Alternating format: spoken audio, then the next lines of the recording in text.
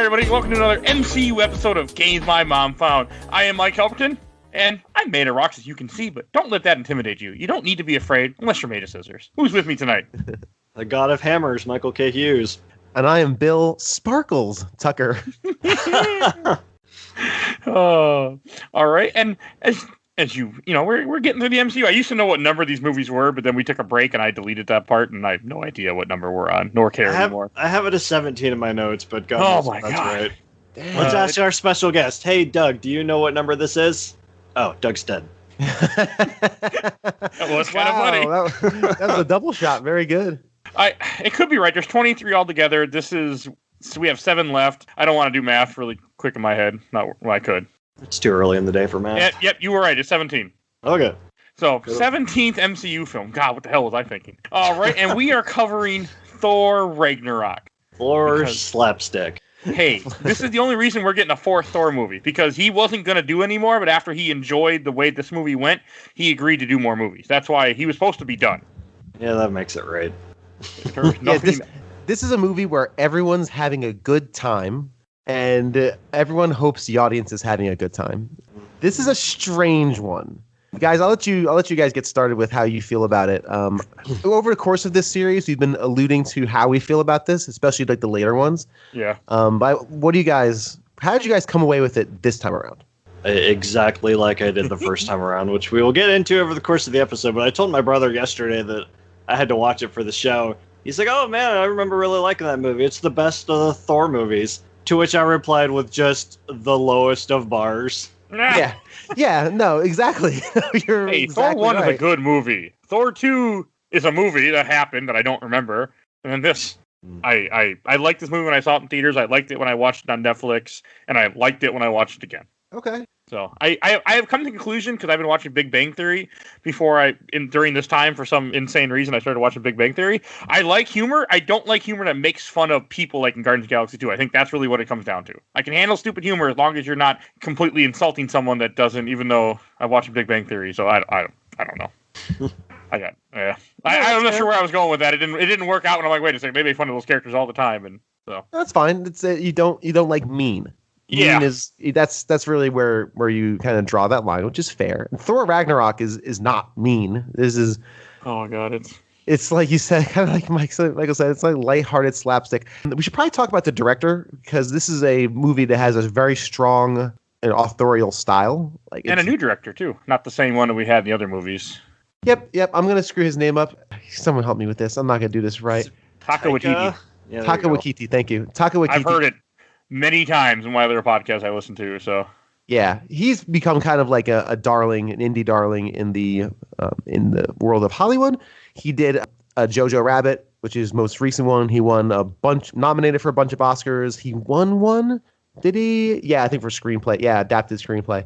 And I have not seen Jojo Rabbit. People adore it and love that movie. He also did What We Do in the Shadows, which is great. Super funny. So a lot of that energy is in Thor Ragnarok. I saw it initially on my phone during a series of lunch breaks at work. It's just because I'm like, I want to watch Thor Ragnarok, but I don't have time. So let me just kind of like take a couple lunch breaks at work and just watch Thor Ragnarok on my phone, which is not the best way of seeing it. This movie is a very mixed bag for me, because I don't think it knows whether it's an action movie or a comedy. Mm-hmm. It's a comedy, right? I think that's kind of where we're at. And how you like this movie is really going to depend on how you appreciate Thor. As we all know, Thor started out as very kind of serious Shakespearean drama style character who has familial infighting and very serious. And then Marvel very wisely decided that no one wants serious Thor. We like fish out of water Thor. We like funny things coming out of Thor's mouth Thor. And Chris Hemsworth has great comic timing. Like, he really does. He is a genuinely funny actor. So Thor's been trending this way, right? And so it's not a huge stretch to imagine this. But man, when you reach into that world of comedy, it either works or it doesn't, depending on how you feel about that style. And while most people like this, I am very, very mixed on how these jokes land and how they're presented. I think that's what we're going to be talking about a lot, is when these jokes arrive, do they work within the context of the scene they're in? I would say 40% of the time they do. 60% they don't. 40 And is Michael, very generous. yeah, and Michael, you may think, I think is this kind of like where you landed too? Because you've been alluding to this all the time. I would put it closer to 25, 75 as far as jokes go, because a lot of them just seem really forced. And other times they're just more Guardians of the Galaxy 2 is they make a joke and they're like, hey, we made a joke. Did you see it? It's a joke there. Joke here. Is everyone chuckling? I gotta make sure. Let's give you guys some time to laugh. Yes. It was like right in the opening scene when Thor's talking to that skeleton that like he's talking to it and it pans over to show that he's talking to a skeleton. I'm like, okay, that's kind of funny. And then the skeleton's jaw like falls off, the lower jaw, and I'm like, oh man, now I remember. It just like all flooded back. It's like, oh, this is it. This is why I hate this movie. Yeah, because you were texting me when you were starting to watch this movie, and it was just funny. It was just, they were not happy texts. Yeah, like in the first 30 seconds, I was already heavily sighing. It's like, oh man, 2 hours of this. I will state, my wife, who watched it with me, after the first 20 minutes, she stopped the movie and said, okay, listen, we gotta talk about this. She hated it. Hated it. Oh, despised it. So because of that reason, she's like, this is not the Thor that I like. These jokes aren't working, and none of this is really funny. This is just weird for weirdness sake. Like that beat you were talking about in the beginning, which with the skeleton jaw dropping, that's like the third step, like a comedy, rule of threes. I make the joke, there's a payoff to the joke, and then there's the stinger on the joke. It's like, okay, it's clearly a joke, and it sets that tone. And it sounds like we're just going into it, but I am very conflicted because I think this movie does a lot of things very well. It does a lot of things poorly, very poorly. And the humor is now we're getting subjective, right? Because I said 40% worked. Michael said 20%. How many percent do you think, Mike? God, I laughed at almost every joke in this movie. I thought it was great. I had a big smile on my face. I really enjoyed this film from the beginning to end. I even sat there and said, God, I wish I was in a theater right now watching this all over again. I never really think that. I'm much happier in my own home. And I was like, I had that thought. I haven't had that thought once in the entire MCU so far. Like, man, I wish I was in a theater, but I did. And I'm like, yeah, I really like this movie. and that's the nature of comedy. Like, that's just the nature of comedy. And that's why this is so hard to judge, because it's subjective. What works for somebody humor-wise may not work for somebody else. Not even all the comedy. Like, the comedy all works for me too, but also like the action. I just really like the way they portray Thor in this movie too, I think, for some reason, even though I know it's completely different than the first two, but I'm okay. Well, the first one, because there was never a second movie. I mean, who remembers that movie? I'm okay that they went somewhere different because the trajectory they were heading, the first one's really good. Second one's completely forgettable. If you would have kept going down there, I don't think you would have had a very good movie. No, not at all. But no. At the same time, it feels like they overcorrected. Yes, that's exactly what It's a little. I mean, I would have rather. I would have been okay with a little less humor and more just, kind of following that same thing. But I really enjoyed this movie. So the nuts and bolts of this are good, right? Like the filmy part stuff of this, the filmmaking is really exceptional, actually. Like, it looks beautiful. The color palette's bright and vibrant. The areas are all very interesting. Man, it's just that central character, and some of the stuff they do with the other characters, which we'll get into, is just really, really. It's a very hit or miss, and it. Part of this movie is because they can't make a Hulk movie, and that's why this movie is what we get to. Because in the comics, Planet Hulk goes to a place called Sakaar, the same planet, but he goes in a comic book series called Planet Hulk, which is a completely different thing. There is no Thor, but because they can't, because of rights and Bill's favorite thing, they combined the movie they wanted to make into this movie. There originally were talks of a Planet Hulk movie, but they couldn't get Universal, whoever owns it, to say yes, you can have your rights back. They wouldn't do it. For the love of God, we have to stop this. So can we just make a petition, change.org, just release them all so we can enjoy things? That reminds me of something I want to amend on last episode, the Spider-Man Homecoming, is I was just talking to a coworker of mine, and he said that he thinks the reason that Tony was such a big part of that movie is because of the same thing, where they just couldn't do a solo Spider-Man movie because of the stupid right BS. Interesting. It's probably accurate. Yeah, because that would make sense. There's so many rights issues with these characters because of the 90s and Marvel, sucking, that we get really weird shit happen that they're trying to correct and they're having a hard time with still. And it's interesting you mentioned Planet Hulk. I'm not sure if you're familiar with the Red Letter Media guys. They did the Plinkett reviews way back in like the mid 2000s. Have you ever listened to the Plinkett Star Wars reviews? I have not. Yeah, it's basically their 2.5 hour reviews of each movie as narrated by a homicidal crazy man, old man. And then it's all shots from the film. And he just narrates this, and he intercuts it with shots of like the idea is he's like recording it on old VHS tapes. And then all of a sudden you'll see shots of like women tied up in his basement and like things with bones because I'm sorry I didn't erase this part of the tape. It's very creepy, but he's incredibly insightful, like extremely insightful on why those movies don't work. But anyway, they also do a review show, your standard review show. And one of the hosts was talking about, and this is way before Thor Ragnarok. This is like back in like Civil War, I think, maybe even earlier. And they were talking. He was like, you know what? There's this comic book. See, Marvel won't take any risks. There's a comic book called Planet Hulk where Thor fights Planet Hulk on an alien planet, and it's great. There is no way they would do something like that. Why don't they do something like that? Just really shake it up. Boom! 6 years later, this comes out, and the man was a prophet. This is an interesting movie, and I'm very conflicted. I've had some conversations with people about it. I saw it on Thursday. And I'm still trying to work my brain around it. So I'm going to actually, I don't know if I'm shelf or boxing this until the end as I talk through it. I really don't know where I'm landing on this. Okay. I'm interested to hear. I know where I'm at. I know where Mike's at. So I'm looking forward to where you end up.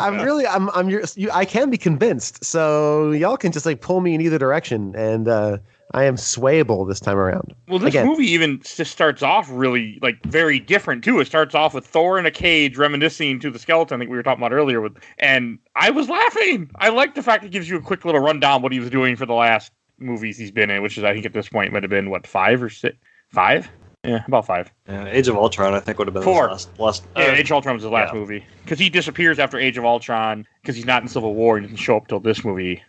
So I laughed. I thought it was hilarious. I mean, sure, him talking to Surtur and the whole thing where he was telling him his master plan and all this. And I mean, it's a little stupid, a little corny, but I was laughing. So I'm like, okay, I'll buy it. It's like where he's hanging from the chain and he's spinning a little bit while he's talking to Surtur. Oh, wait, and I got to come around again. See, it's stupid. It's like, here's a joke. It's a joke here. See it? Like if he was spinning and if he was talking to Surtur and then as he started to go around the opposite direction, if he had just stopped talking with like shots of confused Surtur, just like what's going on, and then as he came back around, started talking again, that would have been funny. But the fact that he has to point it out is like, hold on, come back around. and this is the first.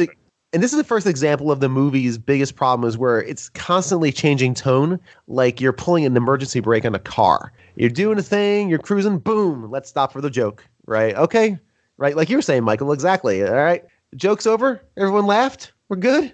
Okay, got some popcorn. We're cool. All right, let's continue on and back to the plot. Yeah, so nothing's integrated. Nothing's really integrated. Which again, this is why this is more of a comedy. But again, these are MCU movies. These are superhero movies. These are action adventure movies with comedic elements and romantic elements. When it's bad, they're always bad comedic elements. Always bad romantic elements, but they're there.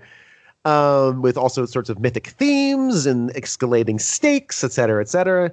And this is a comedy, right? So, but again, it's not quite brave enough to just be a comedy. It also has to feed the action, superhero part of it. And the two pieces don't really mix at all. The fact that I was smiling when they were playing Immigration Man, when I don't like Led Zeppelin at all, that was saying something to me right there. Because that next part, when he starts fighting everybody and they're playing Immigration Man, I don't like that song. I think Led Zeppelin is completely overrated, except for I don't care for them. But I was biggest grin on my face listening to the song in this whole part. So, and this is where I'm torn, like Bill said, because as soon as that action kicks in, I was all for it. The fight scenes are super awesome in this. Yes, they are. Yeah, he's got Mjolnir like circling him, taking out enemies as they're rushing him. Good. It's very cool. Yeah, they have that nice reintroduction to all the things Thor does as he dispatches just threatless enemies. Again, video game style, which is fine. And again, that's what we're here for. We're here for both of those things. We're here for funny Thor, and we're here for action. Yes. I want to say, even in the comics, Thor has a lot of throwaway villains that he fights because of how powerful he is. He's going to have little minions he's just dispatching. I think that's kind of part of the character too. Yeah, I think so too. And also, I was talking to somebody about this yesterday, and how they said that this is a natural extension of also Thor's character, right? He spent a lot of time on Earth, he's realized there's a bigger world, so he's spent time around Tony Stark. You're going to learn a couple of wise-ass remarks. You just are. That's going to rub off on you. But yeah, this is a great fight scene. That's fun. It's cool to see him do Thor things again. It's a nice reintroduction. Yeah, and I mean, after God, when was Age of Ultron in comparison to this? I think I forgot to say the year. I don't know if we do that for the MCU movies. I can't remember if we do. But this was 2017. When was Age of Ultron? Like 2012 or 2015 or something. Oh no, it couldn't have been that. It wasn't 2012. That's the original Avengers. 2015. So it's only been 2 years, but it feels like it was longer because I remember I was like really, really just waiting for more. Like I was like, I need more Thor. So. Which you never thought you'd say after the first 2 movies. Yeah, right. I remember really enjoying Thor: Dark World the first time I saw it in theaters. Yeah, well, we know how your opinion is for old Mike, for young Mike. I don't trust the younger Mike either anymore for some of the games he's had me play. Yeah. It's okay. I mean, 2013 was Thor: Dark World, which it took us 5 years to finally get answers to things from that movie, which we'll get to in this episode. Yeah, there were questions I had. I love the design of the fire guy. Again, this movie is beautifully shot and designed. It really is. It's gorgeous. Really cool design, like a flame head. Clearly, you know that wasn't going to work out well. Surtur's awesome. Voiced by the great Clancy Brown. Oh, the guy from Highlander. Sure. Who's Clancy? I don't know him. He voices Lex Luthor and all the animated Justice League stuff. Superman. Okay. He's also in a lot of science fiction type roles and things. He was also in The Mandalorian in one of the episodes. He's Dr. Neo Cortex in the Crash Bandicoot series. Yeah, interesting. Okay. Yeah, he's good. Awesome. I never don't know the voice actor. So yeah, he prevails against the Fireface, right? And then is that when he snags the skull? The helmet? He puts it on his back. Yeah. He runs the chains through it and straps it to his back. Yep. Pretty No, cool. I was wrong. Clancy Brown wasn't in Highlander. I'm thinking of someone else. Never mind me. Thought he was in Highlander. He's in Shawshank. He's the guard. Who the hell is the Krogan then in Highlander? Or not Krogan. What the hell his name is? Who cares? Enough. Keep going. Save it for your Highlander podcast. So then so this is actually then. Sorry to interrupt. Sorry, was there more? You're good, please. Was there more in Highlander? No, please interrupt. No. So at this point, he grabs the helmet of fire, and he calls for Hemdell to send him back. He does not get Hemdell. He gets somebody else on the end of the phone, which is this idiot Scourge. Is that the name, right? Oh, yeah. Just back to my last thing. I was right. He is the Kirk in Highlander. All right. So you're talking. Yeah. No, so I was right. We're all done with that now. So you're saying Scourge. So he's calling for Hemdell, but that's right. Hemdell doesn't answer because Hemdell's not there. Scourge is there, played by Keith Urban, who is fine. I like Keith Urban. Okay. Hilarious in this. It's Carl. It's Carl Urban, right? Carl Urban. You're right. Carl Urban. Sorry. And no, I don't think hilarious is the word I'd use. No. I was laughing at all the stupid jokes. I was laughing at this is Troy and Des. Like I was laughing at Des that. and Troy. Yeah, I was laughing at all these stupid things. He's trying to impress the women. The part where he's messing with like the handshake thing looks like he's jacking off. I was laughing at everything in this little part, and I don't know why. Me neither. Yeah, it's not. Yeah, it's just one of those weird things. He's not a comic foil because all he does after this initial scene is just follow around Hela, just follow her and mope. Like he doesn't do much after this. The minute he pulled out his shake weight was the minute I realized, oh no, this is what we're doing, huh? Okay. I didn't think that would be funny to me, but it was still funny to me. I got nothing. You're not helping your case. No, I mean it's just that's the thing I'm just saying. I was shocked by it. Like they're dumb moments, but they were funny to me. Like I was enjoying this movie. Executioner is nothing like the execution in the comics. No, God no. Completely not even a little. Different character. I'm assuming that was a character, Executioner. Yeah, he's with Enchantress, which we never got yet in Thor. He mainly is with her. She's an Enchantress. She does magic. He's brawn, powerful, uses an axe, kills people, and they team up, and they're like a team, but they didn't go that route. Okay. Yeah, he's supposed to be this no-nonsense strongman that just likes killing people, and here he's not that. Yeah, anything but. And he's just an audience surrogate, so Hela can explain things to him, and he just goes, "Oh, okay." Huh. Didn't even make that connection, but you're 100% right. Yeah, he's just sitting there so he can learn things, and so we can learn things. But he's sitting there trying to impress two ladies who, for some weird reason, they're just hanging out by the Bifrost. Like, I don't know, is it raining outside and they need some shelter? I guess I don't know why they even be remotely interested in this Nimrod. In this Nimrod. Because he's got a position of power of sorts. Yeah, he's got the big sword. Have big sword will travel. So I guess. He's in charge of the gate, so I mean that could attract them. And then meanwhile, Thor is battling the fire dragon boss. Yes. Pretty cool. And again, this is a great design. He continues, and eventually, after a pretty cool action scene, really more him just trying to escape than anything else. I did like the radio part that makes no sense, where he's yelling for Heimdall, and then it comes on the radio inside the room while he's trying to impress the women. It makes absolutely no sense because Heimdall can just see him normally. But yeah, I didn't get that either. Yeah. Maybe they had to rig up something because Scourge can't see everything.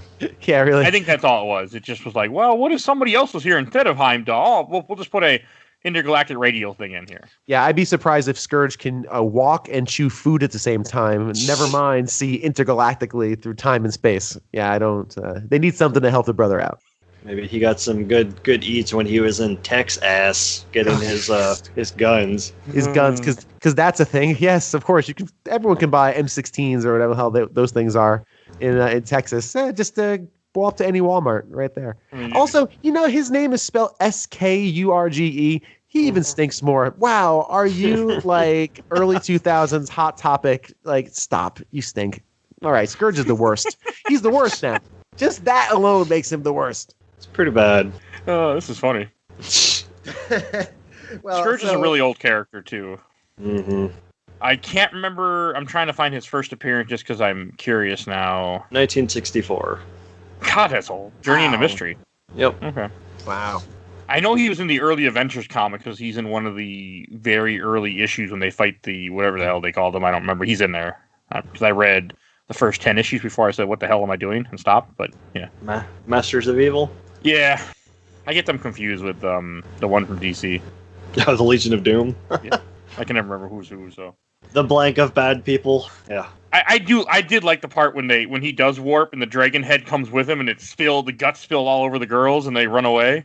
You actually like that, huh? I was curious how you two would take that. I thought it was fun. His eye rolls almost in a circle in its head. Yeah, that's pretty gross. It's I love gross. So if you have a dragon, I'm completely on board. Even if its head's lopped off? Like, that was just dragon head. That wasn't full dragon. There was a dragon earlier before it got its head lopped off. It was still great. Fair enough. Dragons are cool. I'm into that. It was fun. I enjoyed that just because, I'm strange. We've established this very... No. Yeah. Strange is later on in the movie. Yes, yes. Oh, yes. Good old Strange. I forgot he was in this movie. I just saw it 2 days ago. It's the best scene. It's actually one of my favorite scenes. I agree with you. It's a good scene. Even though I'm a little irritated it was a scene from the credits, but still, it's a good scene. Yeah. So Thor arrives, sees this Nimrod standing at the Bifrost, sword in his hand, and Scourge goes, "I have to announce you," and of course Thor just takes off with his hammer, and Scourge just runs back to him across the Rainbow Bridge. It's a pretty decent bit. Okay. But find out that Heimdall's wanted for treason. A traitor. Yeah. I thought that, and then you also get the title screen, which it's interesting because in MCU movies you normally don't get the title screen till the end of the movie, which you do at the end of the movie too. But I like the way they did that, where we've seen the Rainbow Bridge or the Bifrost in the past, where it leaves the Asgardian symbols in the wherever it hits, and this time it's the title screen, the logo, which is pretty cool. Oh yeah, yeah. Oh yeah, that's pretty neat. Yep. I thought that was cool too.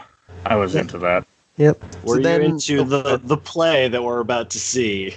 Yes. Loki's retelling of Dark World. It's got one of my favorite actors in it, and as a cameo. So that was another part of why I really liked it. Who played the other? So it was Matt Damon, I'm assuming, who you're talking about. Matt Damon was Loki. No, he's talking about actor Odin was Sam Neill. Yes. Dr. Alan Grant was, which I looked that up and I was like, holy crap. I didn't recognize him when I saw it in theaters. I was like, "That's Sam Neill," and I'm a big fan of Sam Neill. I will probably never meet the man because I don't think he goes to conventions, but he is. I'm a big fan.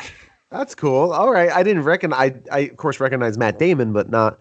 Yeah. Sam and Neill. then the guy playing Thor, I'm pretty sure is Chris Hemsworth's brother. Yeah, it's Luke Hemsworth. Okay. I thought it was Gale Hemsworth or something. Or am I confusing? Oh, never mind. I'm confusing the character he plays in Hunger Games. Never mind. Yeah, it's that guy. Well, the most interesting part of the play is when Loki references turning Thor into a frog once, which is a reference to Throg, which I appreciate. Very good. The only reference you'll ever get of that, I'm sure, in these movies. In the movies, yeah. It happened in the Ultimate Spider-Man cartoon. now, so during this scene, we have, again, the death play, and we have Odin, which of course, we all know that Loki is Odin, right? That's in the end of Thor: Dark World, the very Correct. end that happens. That's why I was so excited about this part, because in 2013 when I saw Thor: Dark World, I'm like, I can't wait to see more of this. And then my question never got answered until finally in 2017 in this movie, and I was so excited for this part to be answered. Yeah, and you know what the answer is? He sucks. Like, he's just a really shitty, king who's just sitting there eating grapes and indulging in his own ego. Well, sometimes when you elect people who are famous in quotations, that can happen. If you elect them, or if they just take over. Oh yeah, that happens. That happens sometimes. You don't want to elect someone with a real giant ego that just get in the position because they're famously well known, or in this case, just take power. Which is fine, but again, seeing this is more of just a personal thing. But seeing Anthony Hopkins, just kind of like lounging, sucking on grapes, like he's in History of the World Part 1, and just. And saying, "Oh shit!" Like, that's so out of place. Like, that was funny. Fit. No, it just was out of place and strange, and just was weird. And then, of course, but also think about people who didn't see Dark World, because not a lot of people did. And haven't seen Odin since that. Maybe haven't seen Odin since Thor, right? Because Dark World came out and everyone forgot it existed. And you're like, why? What happened to Odin? Why is Odin so just shitty and gross? Like, why is he bad? Why aren't the Asgardian people like, what is wrong with our king? Why is he so different now? Why is he taking a complete 180? So, of course, we discovered that it's Loki. Thor has that nice one. He realizes right away, like, oh, you rascal. I like that part. Where's our dad? He kind of takes, snatches him up and summons the hammer to strike him. Loki, of course, turns back into Loki. And then we kind of learn what he's been up to as he's usurped the throne. Everybody in Asgard's like, you're not Odin, you're Loki, and kind of explains that, hey, everything's good. Loki's like, that's fine, everything's good, and Thor explains that the 9 realms are just being unprotected, and he's having the Ragnarok dream. Now, is that the dream he had in the stupid puddle with Alexander Skarsgård?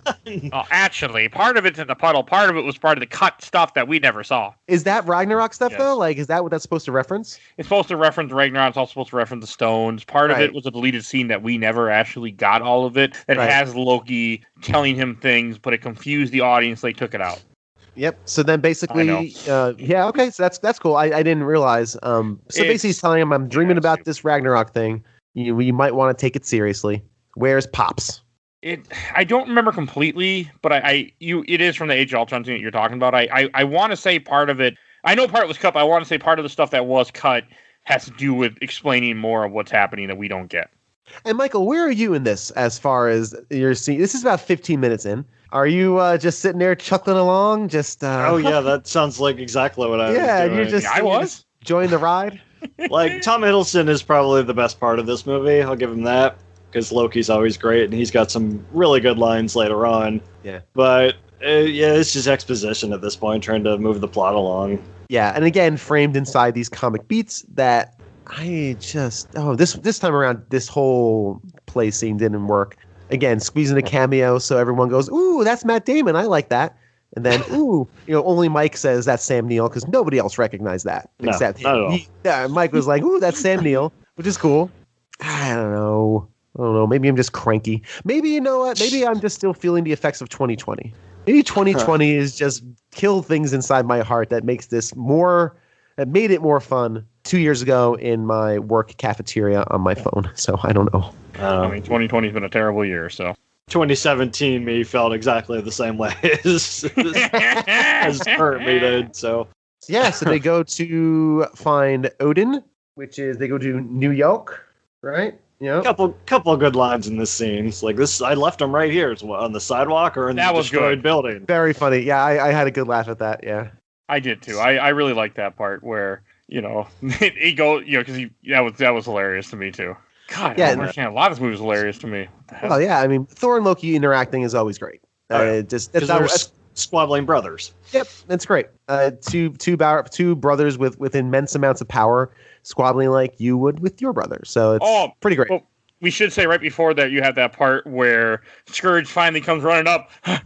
Thor's here, and he's like, I know. I laughed at that too. That's a good comic beat, right? That one makes sense. It was integrated. He was there. Yeah, you had one job. That's funny. I laughed at that one. I had a good chuckle at that. And the next part was just for Bill when they get down to Earth because when like you said, when they go to that home, and then when that woman comes up and takes a picture with them, and there's something about, he's like, Jane, I dumped Jane. She's like, Loki's like, she dumped you. It's a mutual dumping. I like that part because I know Bill's like, no, Jane Foster.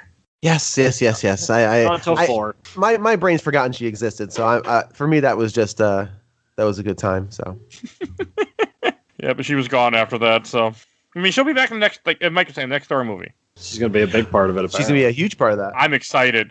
Apparently, if I heard right, I think she didn't want to do anymore, but they said, you get to be Thor, and she said, okay. Yeah, that'd probably do it for me, too. I think that's, because I think she was done after the second one. She's like, I ain't doing these anymore. Yeah, but then that giant Marvel paycheck comes a calling, and right. And your agent's like, look, what's the last thing you've done? Nat. Can I call you Nat? You haven't done much since then. So you gotta live down Phantom Menace somehow. So yeah, listen, you can only live off closer money for so long. You didn't get paid a ton for that, so let's just do it. Put on the helmet, put some wings on, and walk around yelling. It's really all you're gonna have to do with this. I want to backtrack to the Scourge bit real quick.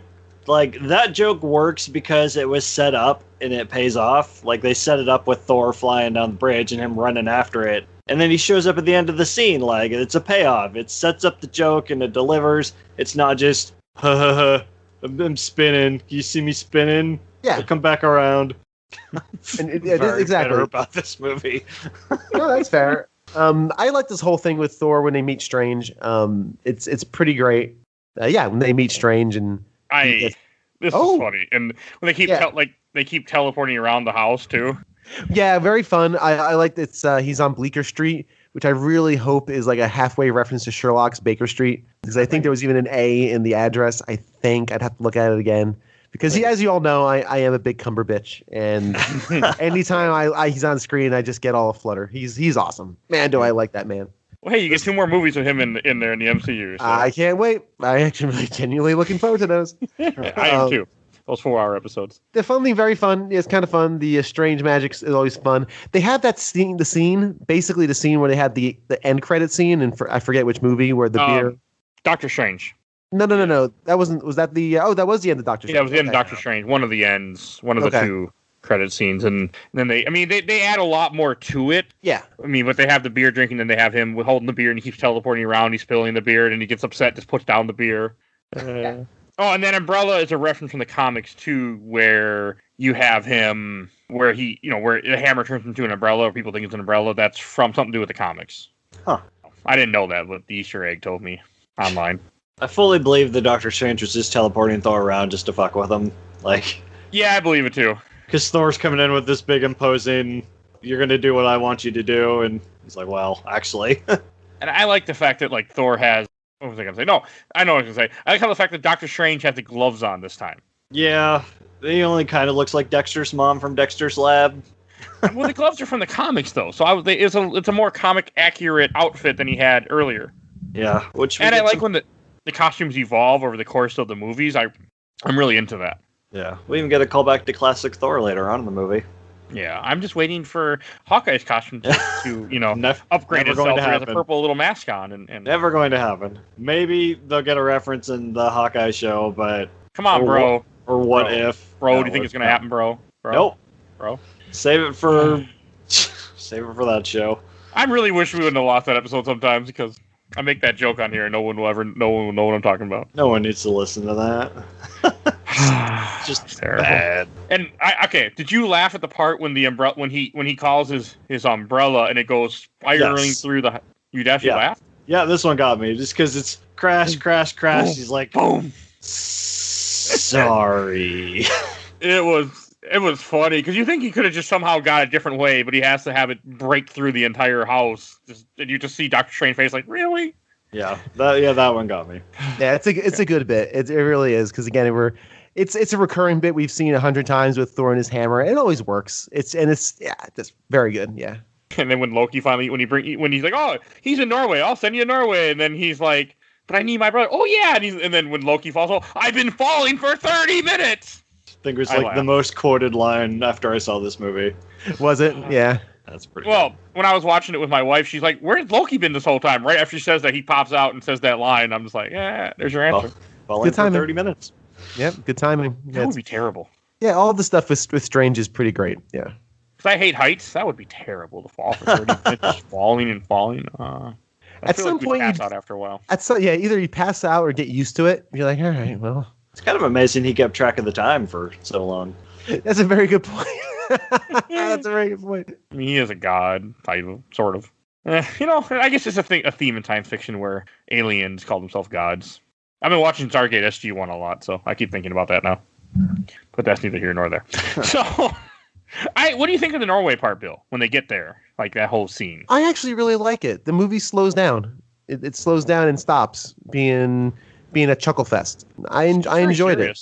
Yeah, I enjoyed it. It's reconnecting with their father. He actually at first looked very befuddled, which I was very concerned. Like, oh boy, like almost like a dementia kind of thing, where, oof, like he didn't feel like he was right all there, which was interesting.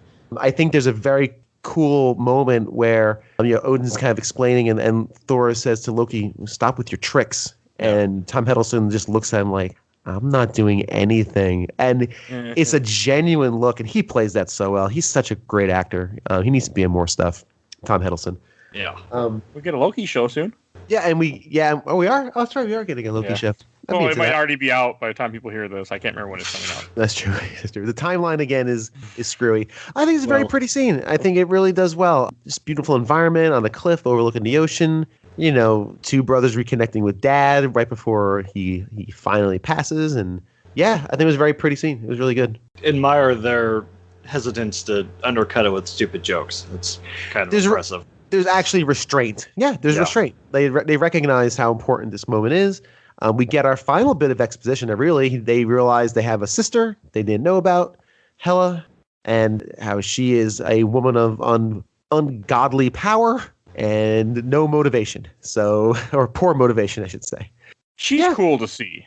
I was glad that they put, I knew of the character. It wasn't I don't know Thor very well, so even before this movie, but I was aware of her, and I like how when she first shows up here, because right after Odin, after they get done Odin's conversation, he talks about how he's seen their mother, which their mother's dead, which I had forgotten about, because that second movie, I can't remember it even happened. And I was like, oh yeah, and then he turns into dust, and I'm like, okay, this is sad, but I like it. Yeah, it was very appropriate, very tastefully done. Kind of honors the character, honors the actor. Anthony Hopkins can't go out in a lounging on a chair eating grapes and cursing. Like, you can't end him that way.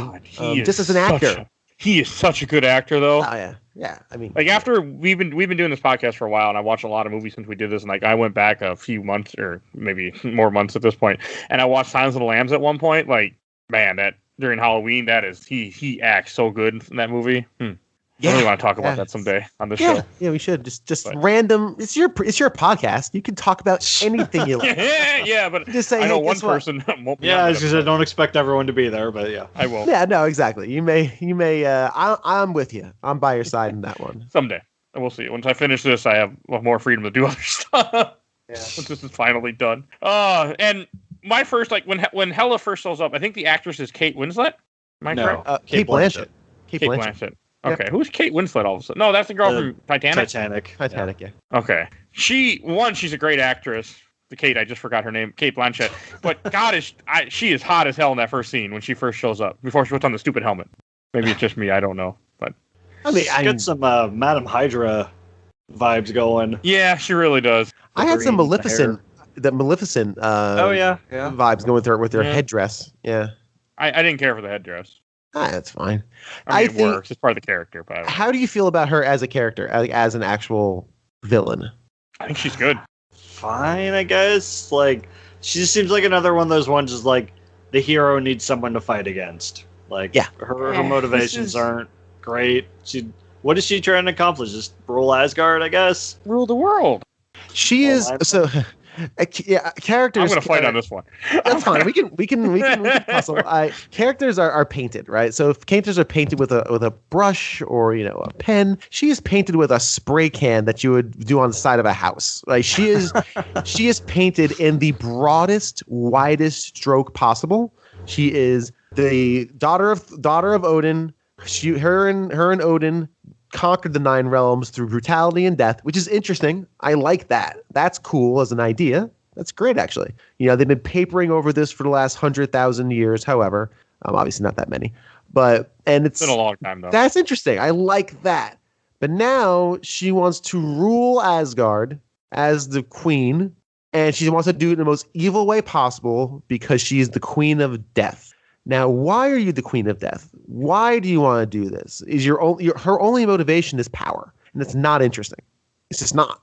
Sorry, it's boring. So Michael's 100% right. She's just a big bad to provide some stakes and to provide an end game for this movie. So I think she's very poorly written, and I don't think she's interesting at all. She's got a wonderful MacGuffin of just summoning spikes and daggers. Okay, great. Nothing about her is interesting. And Cate Blanchett's really chewing a lot of scenery in this role. She is enjoying herself fully at the expense of, I think, the performance. So she's not wonderful in this. And but again, this is kind of a pitch I don't think you can hit because this character is not very good. And I wonder how she is in the comics because here, again, she's painted in these extremely broad strokes that just they're boring. It's fine. Just someone to pound on. I can answer that question, but I've never read any Thor comics really. But I really like her in this. Like, I have no problem with her at all. I have no problem with her motivation. I think her motivation to me makes sense because she, had conquered a lot of the world before, and now she's been sealed away. She's angry now that her father is finally dead, and she has the ability to do stuff again. Like, I was on board with all of this. I completely bought the motivation. I had no problem whatsoever. I just feel like Michael, do you have my back? Whose side are you going? Mike's on your side completely. MCU doesn't have a good villain until the next movie, which is Black Panther. Again, I haven't seen it. Oh, Black Panther next. Ooh, I'm looking forward to that. Mm-hmm. Again, I haven't seen it. I haven't seen it. We'll do that in 2 weeks, then we have to jump back to something else. It's just too. It's not. There's no nuance to it. And again, if you're doing a comedy, which this is, maybe you don't need that. But at this point in the MCU, it's always good to have a villain who has some other reason other than I'm upset by Daddy. He locked me away. Which again, why would Odin do that? Because she was getting too powerful. So he's like, he changed. He kind of grew and said, you know what? This is not the greatest way to approach things. I should now be benevolent. That's fine. That's growth. So instead, he just locks her away because she's now this kind of weapon that he built that he can't control. She's just a weapon. It's like being interested in an M16, or like a cannon. It's just not interested in that. Your power is not interesting. What's interesting is why you want to exert that power, and the fact that you're willing to kill everybody in Asgard to rule Asgard sets up a theme that's good, but just doesn't do it a different way. I really didn't enjoy this character. Even though she has some cool moments of fighting and flipping around and jumping and doing kung fu. Oh, she's badass. Yeah. Well, she's the first also time we has see her, god powers. She breaks the hammer, which is cool. That is a shocker. That's a great scene. That is a great moment when she just shatters his hammer. Mm-hmm. My wife hated it. My wife hated it. She's like, that should have been something at the end, and I kind of explained, well, no, because now it's setting up a different set of parameters in which Thor can fight. Like now he has to use other things than his magic hammer that we got reintroduced to, and this really does strip him down to someone who needs to use something other than his physical prowess or his hammer. He never really has to, though. He just uses his physical prowess anyway, because he's still the god of thunder. I don't know. His character just doesn't work for me at all. So, yeah. Okay. Hey, agree to disagree. I mean, that's fine. That's why. Yeah, no, I know. I knew coming into this that I knew where I was going to be. I knew where Mike was going to be. You were the one that was a little on the fence, but the wild I'm not card, surprised where we are. I figured this is kind of how it would go. And it happened before other movies the first time. But just like And that whole, like, when they first see her and he throws the hammer and she breaks it, and they have that little, and then they realize pretty quickly, okay, it's time to go. Like that scene when they activate the bridge a little too fast, and she goes out, she's coming up with him, and she throws daggers at him, and then Loki falls out, and then Thor falls out of the bridge. That I really like too. I like seeing what happens when you get tossed out of the Rainbow Bridge. We've seen the Rainbow Bridge a couple times. We've seen the first movie where Loki falls off the thing into the abyss and ends up somehow with Thanos, which I don't think is ever completely explained. But no, Thanos caught him. We'll go with it. I can't. I think it's explained like in one sentence somewhere throughout one of these many movies, but I can't remember. I'm not sure. Magic. Okay. Magic. Yes, magic. But so I do like the fact that he gets thrown out of the Rainbow Bridge, like you said. Thor then lands in a scrap heap, and we are introduced to the land of Sakaar. Is that right? Yeah. I don't. Are they on Sakaar at the moment, or are they somewhere else when she takes him to Sakaar? I just kind of saw it as it was all one planet. Oh, but we do have to say there's a big scene that happened right before this that I know Bill was just been heartbroken. When Hela first gets to Asgard, she kills the good bros. I was shocked, actually. I don't know how I felt about that. You always make fun of the good bros. His good bros. Oh yeah, she just destroys them, and for some reason sees Scourge and doesn't because he kneels down. The other two don't. They're like, why would I kneel to you? It was only two. Yeah, because Sif isn't there. Right, because Sif isn't. Sif never showed up again. No, in a movie she is Dark World. She's not been in anything. Yeah, I don't know. She'll probably be in 4. She's in 1 or 2 episodes. She's in 4. She's in 1 or 2 episodes of S.H.I.E.L.D., by the way, in between this time. Back when S.H.I.E.L.D. used to actually kind of connect to the MCU in the first season or 2 before they said, fuck that, went their own way. Basically. Yeah, I mean, it's fine. It was shocking, that they took these two characters and that are well established. I mean, they're side characters, of course, and just dispatched them with no effort, and no thought to it. Again, she's just painting her as evil McEvilson, I am Mrs. Evil, I'll stab you. It was cool, damn it. It was shocking, though. I will say it just caught me. It's like, oh, wow. I didn't really feel bad for him, but I like Hela. I think she's one of the better villains in the MCU. Not near the top or anything, but she's definitely not in the bottom with Whiplash and some of the others. I don't think she's as bad as Whiplash. Whiplash is a different. Okay, well, Whiplash at least had one of the worst villains in the entire MCU. So Whiplash had a better motive. I think might have had a better motivation. I don't remember too much. His motivation was, you stole my father's design, so I will guess it's similar. Chew toothpicks and have a bird and be stripped naked when I try to kill you. It was back when getting revenge on Tony Stark was a new idea before they just made that the motivation of every villain. Yeah. Yeah, that doesn't stop either. No, we're not at the end of that. I forgot. There's another movie of that coming up, Iron Man 5. Yep, we'll get there. But yeah, Gimli and Flynn Rider didn't even get a chance to put up a fight. They were just down. Yeah, she just puts them down. Again, it was shocking and effective. I thought it was pretty effective. That's fine. Yeah, you can't deny her effectiveness in battle and her effectiveness as a physical presence. Obviously you can't deny that, but just from an emotional standpoint. And again, I get it. I get what they were going for. But I think part of it with me is that I like the way she looks with the black hair. I like the goth look, so I was just on board anyway.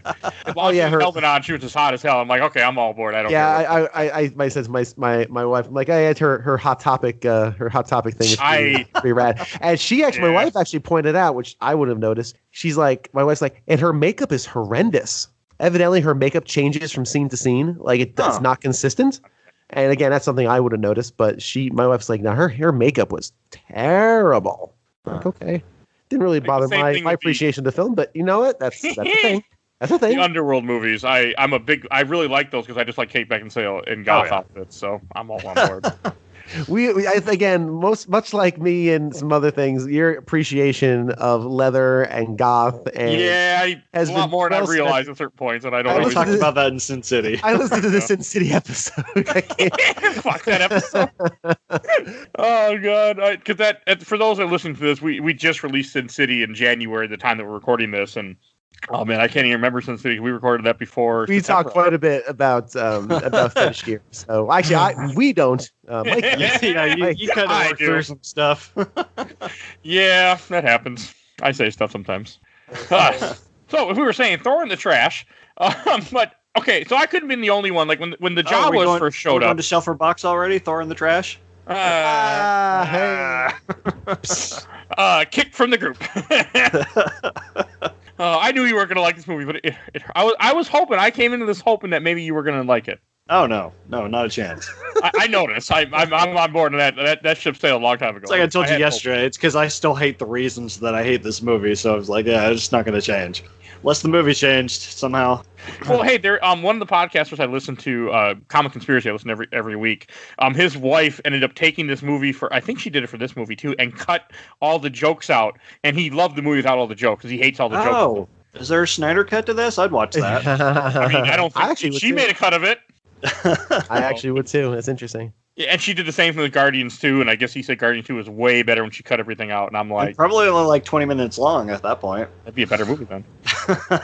Well, you're kind of trimming fat at that point, right? And that's not... I'm not saying the comedy is fat. That's kind of a bad analogy. But you're kind of trimming the stuff you don't like and creating something different. It is for an action movie when it's like 60% comedy. Yeah, and again, this is I think I use bad cake analogies like pepper and some other nonsense. These are comedy should always be in these sort of movies, in my opinion, that have bigger themes, that have bigger aspirations. Again, not to say comedy doesn't have aspirations. It's not what I'm going for, but comedy should be kind of the sprinkles on the cake or like the frosting in between. It shouldn't be the meat of it. And this is a cake that's made out of frosting. Yeah, like the rest of the MCU. Good. Right. It's not very good because you don't want to make a cake out of frosting. And that's kind of what this movie ends up being because frosting's good. I love frosting. It's great. But, again, I want some meat to this, and there's not enough meat in this. Although until the very end, we'll get to the ending, which I think is exceptional. It is great theme, and it makes sense for Asgard, and it brings a lot of things together. But boy, right now it's just a bunch of chuckle fests, especially when we land on the planet and we get introduced to Jawas. The little Jawas, yes, the little Jawas who capture Thor. This is good. I like this because this is showing that he doesn't have now. He's vulnerable, where before with his hammer he is invulnerable. And he actually doesn't he try to summon the hammer? Yeah. It goes, oops, a daisy. That's in the pile of dust. I like that scene because it kind of like, it has that longing, like you just lost a limb or something of that nature, where you lost something, you're still coming to terms with it. And I also like, are you a warrior or food? And he's like, I forget what he says. They're like, okay, food. He's not quite sure anymore. And then I do like that. Again, it's showing that he is very vulnerable to enemies that normally he would just blow out of the water with laser light shows and lightning and all the rest of it. His ass, he gets shot with a net within like a minute. Yeah, shock net's scary. There's lots of shocking in this movie. Yeah, there's a lot of electrocutions. Good. Yeah, lots of electrocutions. And then the ship lands, and who we will know become Valkyrie. But at this point, Jackie from Veronica Mars. Oh, I've never seen the show. No. I've seen like the first 5 episodes. She's in the second season. So Michael, sorry. So Michael, what did you think about her gallant Scrapper 142's wonderful introduction to this film? What did you think? I'm sorry, sir. That reply is uncalled for in this movie. This is early shades of my biggest problem of this movie, which we have not gotten to yet, is where they take what would be a really cool moment and undercut it with another stupid joke. Like her walking down the platform in like a really cool swagger, and then she just falls off it. Like, ha ha ha ha ha. Why? Why do that? Why not just let her have her cool moment? Well, falling people are funny. Don't you know that? Everyone knows falling people are funny. We should all laugh at those people. Rule of slapstick. Don't you know that alcoholics are just a gas? Like just normally I don't like give me that knee and start slapping. I mean, targeted towards that, but in this I was okay with it because of like I think partly I knew this movie, where it was going. Like I felt like it made sense that she's fighting what she's going on, so she's drinking all the time. But since she's Asgardian, it doesn't hit her the same way, so it falls off really quick too. I was okay with her falling off the ship. I thought it was funny how she just falls off and then kills them with the turrets. You shouldn't have to justify a joke, though. Well, that's exactly. You shouldn't have to justify. I thought it was hilarious. No matter what, I just no, laughed. And that's fine. I mean, again, it's physical comedy. I'm not immune to that sort of thing, right? But again, this is what Michael said it very well. It's overcorrecting, right? He's not wrong. You could have her kind of come out with a bottle of booze in her hand, swig it back, maybe kind of like stumble a bit. be really loose with her language. You can show that clearly she's chasing away demons with booze, but you don't really know that yet, but that's fine. That's a piece of her character, is that she's a heavy drinker. But then the comedy beat of falling off the thing and going, hang on, she'll be right back there, hang on. All we're missing is the record scratch. Yeah, right. Or the whoop, the slipping sound. The banana peel on the... See, I would have probably... I don't know if I would have... Okay, but I still laughed. You probably would have laughed. Oh, no, something's happening. I haven't watched Big Bang Theory, and something's happening to me. I don't know what's happening. And Michael, we are in... Oh, sorry. We are in the minority here. Like, we are in the minority, right? Oh, yeah, Most people love this movie. Yes, yeah. I know. And they love it for these humorous beats. So I don't know. Maybe it's, again, that sort of thing. If I ever see people who are, overly inebriated or clearly have a problem in that, that's something that hits me personally. It's just a personal thing for me based on past experiences and current experiences and blah, blah, blah, blah. That always catches me. But that's me. That's a subjective... Well, no, you're not wrong. Like normally, like if it was like Guardians of the Galaxy 2, where it's making fun of like autistic people or people that, at least that's how I took it, or making fun of people that didn't understand emotions because they were very naive because of just circumstances. Like, that bothered me. I think because I'm the same way. They're just making fun of someone being drunk for being drunk. I'm not gonna be okay with it. But for some reason, it worked for me in this movie where I don't think I really took it as that. I just somehow found it funny. I don't know. And that's fine. I'm trying to defend it in my own head and realize why it's funny. You don't have to, because comedy is very subjective, and that's okay. That's why I'm trying to analyze the beats of it and kind of where I think it overcorrects. And that's definitely that the fall overcorrects it. And even though this may sound like nitpicking, when your movie is now a comedy action movie, the cake is full of frosting. But God, when that you have to judge it in that way. It's just you have to. Where in an action movie, you may be able to hand wave it. The turret scene with the Jawas. I mean, that very made cool. me laugh too. That was cool. Like, okay, that was fuck cool. Very, very, very cool. I guess to me that kind of corrects it, because yes, she's drunk, she falls off the thing, but then right away she's back to normal. Like, it's not like she's right. Completely an alcoholic. Almost like you could have cut that fall out altogether. Yeah, you didn't need it. I mean, I laughed, but I would have been okay with her just like either slipping or just coming down and then killing everyone, because I love it when because you have a character. Well, in this case, you have a woman. They're like, oh, she's a woman, she's weak, one person, and then she just guns them all down. That I like women empowerment. I think too. I think that's another reason I like this movie too. I agree with that 100%. And again, not to labor too much on this, because this is a small little tiny bit of this movie, but I think it really is an example of where this falls short. This really is a big example, because again, if you're going to overcorrect if you're going to overcorrect into like off the highway, into the rumble strip, and you pull yourself back onto the highway, that doesn't forgive the fact that you pulled onto the rumble strip. Exactly, yeah. You still did that, right? You correct it back and you bring it back. And wait, is that what they're called? The things to the side of the road that go to wake your ass up? Yeah. Rumble strips. I never knew that. I ran over them many times when I started to fall asleep on long car drives. They work, by the way. They wake your ass up real fast. Yeah, they do. I learned something new. Yeah. But yeah, I agree, Bill. I also like how she rescues him just to capture him. And I feel like she knows either who he is or what he is right when she first sees him. Oh, yeah, he even tells her. Okay, he says it like immediately. When they're on the ship, he's like, I'm the son of Odin. She's like, well, my apologies, your majesty. And then shocks him for the 7th time already.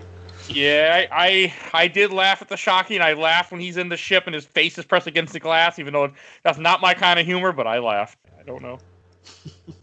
I can't explain it. I can't explain why this was funny to me. Now we go back to Asgard, because we've spent a little too much time away from Cate Blanchett and her little pet Scourge, where she then approaches the army, right? And she has the big scene.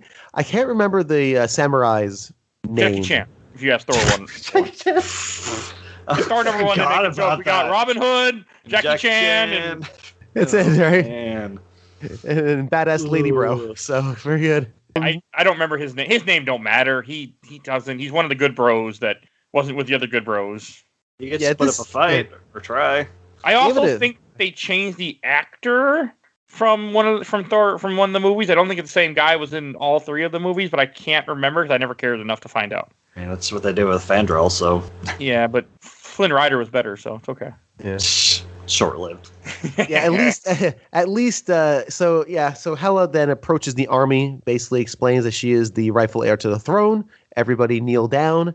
Do they kneel? I think they all do kneel. They kneel in the idea they put their shields up and they're just getting into a defensive that's position. okay. They're not actually kneeling as in I respect you. It's more of we're going to kill you and we're just getting ready for it. Right, we're just getting okay. So that's what it was. And then Jackie Chan proceeds to basically let her know that he'll never kneel for her. The usual heroic speech. At least he gets some time in his costume.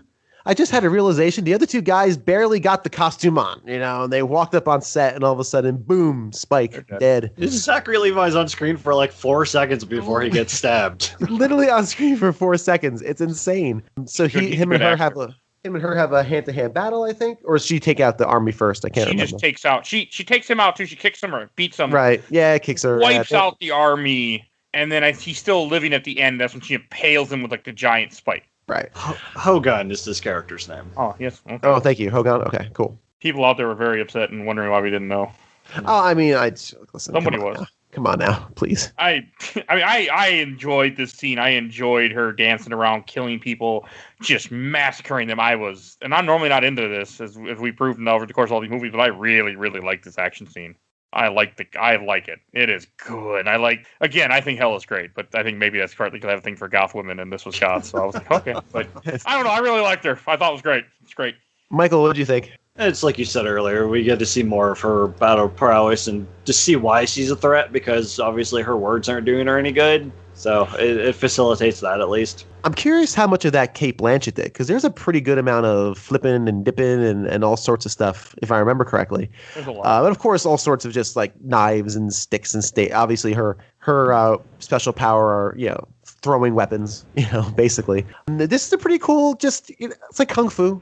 It's more of a demonstration of athleticism, and none of this army have any stakes. Like the second you see her in your brain, you're like, we're about 40 minutes in. This ain't gonna go well for the army. I don't think they're gonna. I don't think they're gonna be able to match the god of the goddess of death or however they don't. Herself. No, they don't. And they're again very no stakes. Right? We're not concerned about any of this. These are just opportunities to build this character, what she can do physically, and really kind of cement her as how are you going to stop her? Like, how are we going to stop her? The way they do stop her is very, very, very, very interesting, actually. Oh, but I do have a dumb joke to make, though. Go for it. This movie's full of them. One more can't hurt. One more can't hurt. So when I was watching the movie and I first heard Asgardians, I was like, where's the little blue man named Thor? Where's the blue people? Those are what Asgardians really look like. Nothing? Okay. Someone out there got that joke. I don't know. It's a Stargate SG-1 joke. Okay. Oh, okay. That's right. I've been watching that show from the 90s for the first time this year, all of a sudden, because it's on Netflix, and it's really damn good, by the way. You made one person out there perk up a little bit. Somebody laughing right now who watched Stargate SG-1. Somebody smiling at me. Someone's giving you a big thumbs up. Just a big, like, Fallout Boy thumbs up right there. So. All right. So, and then also, like, during this whole thing, you have ships that are shooting at her, too, and they blow up the ships, and that was cool. All right. That was cool. I do remember thinking, woof, okay. They brought the whole army on board for this. But I get it's fine. I'm not immune to the fun of watching someone dispatch legions and legions of people, but there's no stakes. It's fine. My question was, it would have been more interesting for me not to write this movie for, an Oscar-winning screenwriter and director. You're clearly better at this than me, sir. But it would have been very, very cool if, okay, I'm going to look at his name again. Hogan kind of gives the speech, and they all kind of stand, and the army gets ready, and she just summons 85,000 spikes at once, like a porcupine and quills, and just dispatches them all in one shot, and then they all fall, like in a big wide shot. That would have been, I think, really, really cool, as opposed to this kind of jumping and flipping and, the standard action superhero scene. I would just the coldness of that would have been very, very cool. But yeah, just no one-liner, no nothing, just do that and then turn and walk away. Zip. Scourge gets his usual face of oh, and then they move on with their lives. Again, this is an action movie. This is a Marvel movie. We've had some time between action scenes, so we need this to break up the film. And you also have a very quick scene that they speed up of Heimdall grabbing the sword, pulling it out, and running away with it. Yes, that's right. Because exactly. Scourge has left the sword. The sword of the Bifrost. The only thing you had one job. Scourge. He's really bad at his one job. He's bad at everything. He is almost a goofball. Like he really is kind of a goofball. And then when it does jump back, you have that scene of when they're going to the Grand Master's tower. There's a bunch of faces on that tower that are all references to other characters. I found a Easter egg thing that tells some of them. I recognize one. One was Beta Ray Bill. For those that don't know, Beta Ray Bill is the second person I think to take. He takes the hammer and he carries a hammer. Not Mojanair, but Stormbreaker. I think. Stormbreaker's the one. There's the axe that he has. Okay. He has a hammer. I don't remember the name, but he ends up getting a hammer. He looks like Thor, but he's an alien. Another one of the faces is Ares, which is the Greek god, also in DC, but also in Marvel. There's an Ares. Man Thing, which is essentially Marvel's version of Swamp Thing, which we'll never see probably. And then Bi Beast, which I don't know what the fuck Bi Beast is, but those are the faces that they recognize on that statue. Beta Ray Bill, I only know from Ultimate Alliance. He's one of Thor's costumes. Oh, that's cool. Bi Beast is some weird character, I guess, from a long time ago in a Hulk comic. Okay. Now, somebody I don't know, but because I thought one of the faces looked like Thanos to me when I was seeing it real quick, but I didn't pause the movie because I don't trust Disney Plus. Disney Plus can do bad things when I pause it and start. I had no issues watching this movie. Disney Plus did not cut out on me once during this movie. I was really, really surprised. I have never had Disney Plus give me a problem. I don't know what. Very rarely do I get any issue with it. I mean, I get plenty. It's weird. My kid watches Mickey and the Roadster Racers constantly, and not once has he ever reported an issue. So, but he's 4, I guess. Actually, no, it's 4. He's 4. He would be like, Mickey's gone. He's not calling tech support or anything. No, he's calling his pops for all that. Well, speaking of references on the way to see the Grand Master, how about this little amusement park tunnel ride with the stupid as shit Willy Wonka music playing in the background? I didn't recognize it. But my wife did. 100% the Willy Wonka. It is actually. I didn't even catch that. Oh my god. She was singing the song word for word as if there was no words, but she was singing the words from the song. Oh no. Well, why would you do that? That's not good. Because it's funny. Oh, because it's. I don't know if it's during this part or is it the later part they play the Pure Imagination song. That's this one. Okay. That's right. That's because people can listen to that and say, oh, I know that thing. That thing is great. I like Willy Wonka. I'm going to laugh at that thing instead of focusing on the moment at hand where he's about to meet the Grand Master of this entire planet. There are words, by the way. I just didn't catch it. Interesting. All right. I wouldn't have caught it either. I only know it because she looked over and said, "It's a Willy Wonka song." And I just looked at her like, "Are you sure?" And she was right.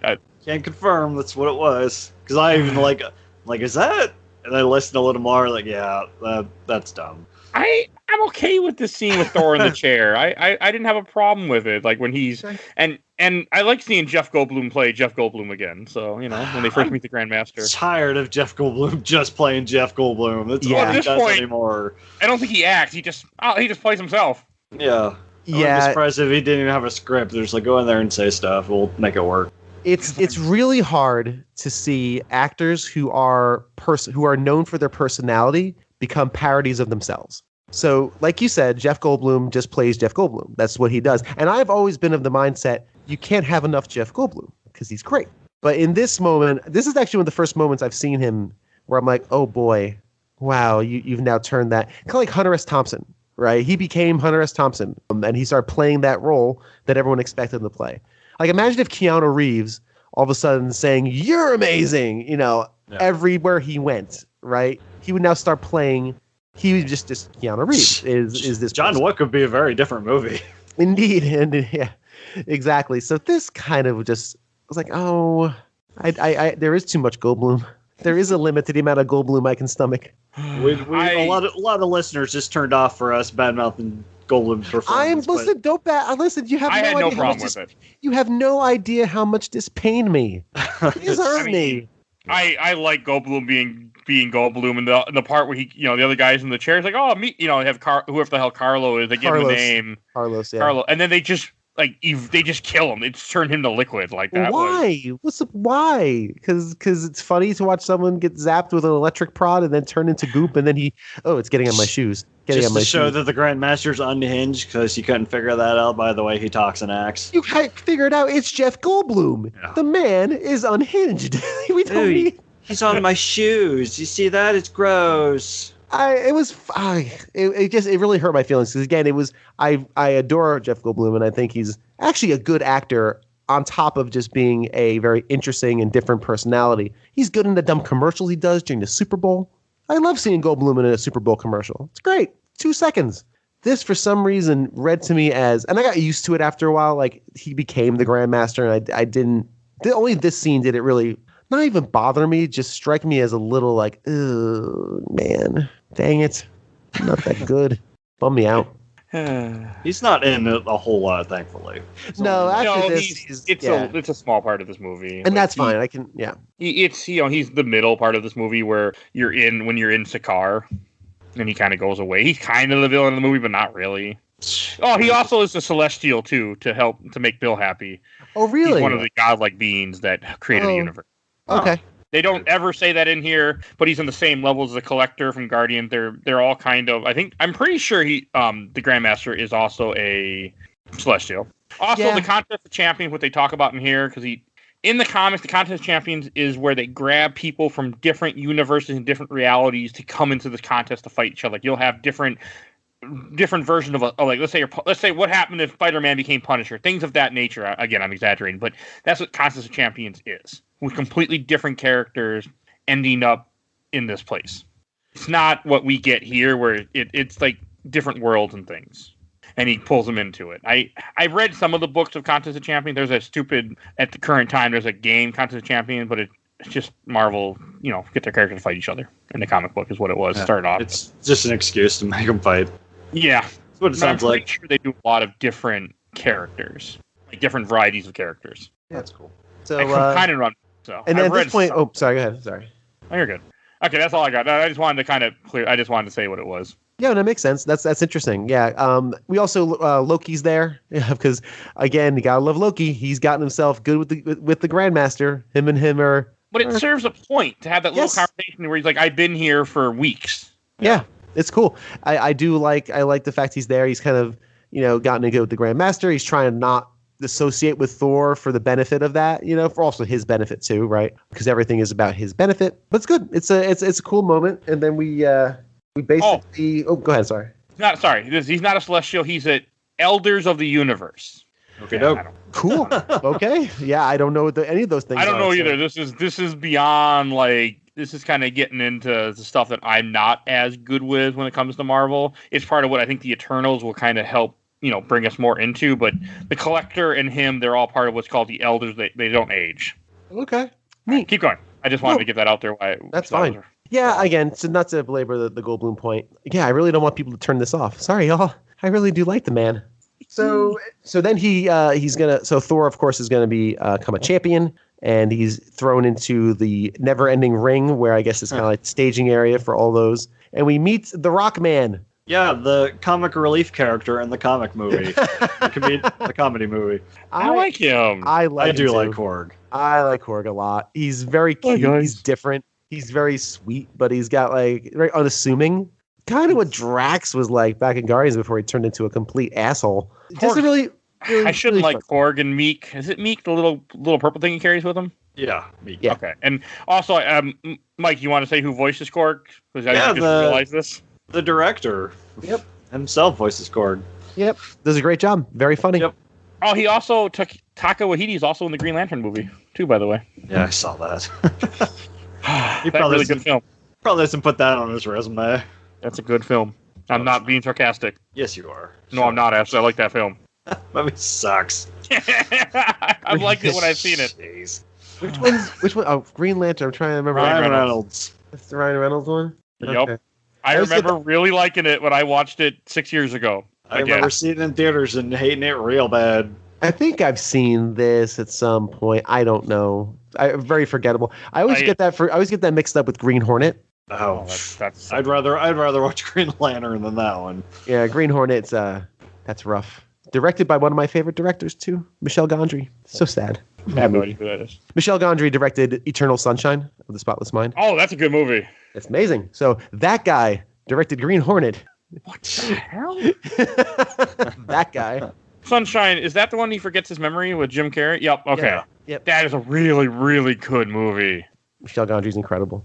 Directed I also mostly- realize that that movie and Scott Pilgrim made me really like dyed hair on women, like different colors, like random colors. We are learning so much about what goes on in your brain today. I mean, this is It's just this coming is out. good.